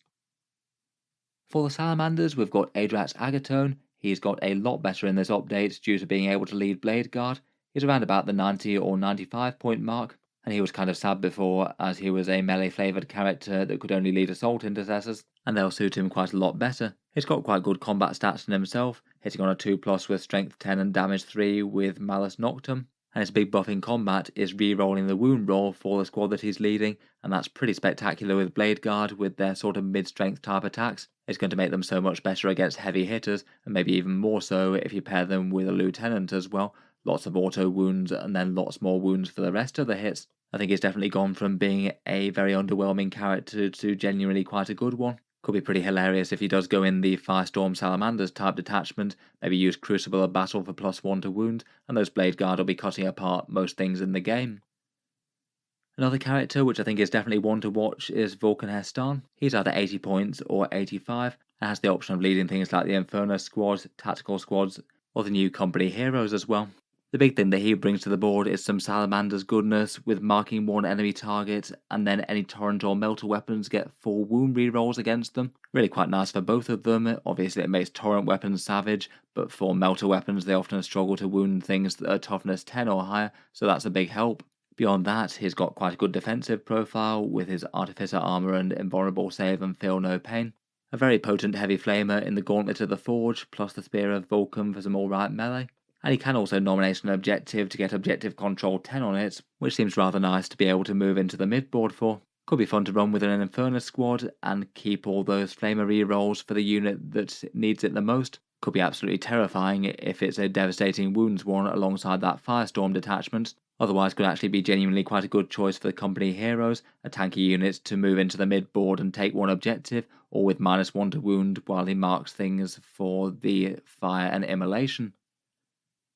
Finally, for the White Scars, for 75 points or 70, we've got Corsaro Khan. He can lead either the Blade Guard or the tactical squads now, as well as the company heroes. As mentioned earlier, I think he was certainly a unit that really missed not being able to run with Blade Guard veterans if he needed to. Assault Intercessors just didn't really bring the right sort of punch. He brings a bunch of attacks with precision and devastating wounds to take some heads of enemy characters, makes his weapons in the squad assault weapons, and gives the unit the Lance keyword when they charge as well. That really is quite outstanding on the bunch of Strength 5 weapons that the Blade Guard gets. Given that he's one of the cheaper characters, I feel like he's very playable, though again I do feel like with quite a lot of these chapters that just have maybe 1 or 2 characters, he is competing against the cast of characters that the Ultramarines could maybe bring to the table, never mind the more divergent chapters. So anyway, there we have it for Codex Space Marines 10th edition. We've reached the epic of talking through every single one of these detachments, as well as every single datasheet in the book. Overall, I feel like it's probably done its job not too badly to work as a side grade to add a bit more interest to the army, and not just have everyone playing Gladius. I definitely feel like there are a fair few feels bads in the book, as well as the interesting detachments that it's brought. Both of the moment being nerfed, I feel like will change the feel of Space Marines quite a bit, though hopefully they'll manage to balance it out with points costs when they come. Losing lots of units is rarely a good feeling, and while there were a few quite nice changes to the datasheets, I felt that a few of them were maybe a little bit disappointing. Not sure they really needed to mess around with the Hammerfall Bunker, Invader ATV, or Storm Speeder Hailstrike, for example, or take the lethal hits away from Tor Garadon. Still though, I think there's lots of things to like about this. Definitely the most interesting thing I think is getting to play with all these new detachments. I think most of them do feel genuinely quite interesting that I would quite like to try a game or two with them. Just for a bit of raw damage and mobility, the Firestorm one seems really quite fun. The Stormlance one sounds very fun for playing Blood Angels or Space Wolves in, with some hard-hitting melee rushes. I quite like the idea of going full Dreadnought and vehicles and getting a whole bunch of rerolls and things from the Ironstorm detachment. I would be tempted to try literally all of them out though, maybe with the sole exception of the first company. I feel like that one's going to be a bit more underwhelming. Will be interesting to see how they work around balancing the more divergent chapters versus the core codex. I do kind of worry that we might just see a lot of the Space Wolves and Blood Angels and the various ones with other special units taking the fall. I guess to compete against them for the unique character options, it's probably mainly going to be perhaps the Ultramarines and the Salamanders leading the way out of the unique characters that they can bring. The Ultramarines have quite a few good options. I feel like both Adrax and Vulcan are really good for the Salamanders, Vulcan particularly so. Will be interesting to do a bit of re-evaluation once we have points costs and once we see what Games Workshop are doing with that. I'll absolutely make a follow-up video to follow back with points changes so we can find out what's good or bad, so feel free to subscribe to see that if you'd like to see that in the future. If you've enjoyed the video, then feel free to subscribe to Auspex Tactics, or I'll certainly keep the regular 40k videos coming. I do tend to post new ones just about every day. I definitely aim to keep a few unit reviews and go for a full review of each detachment from Codex Space Marines over the next few weeks.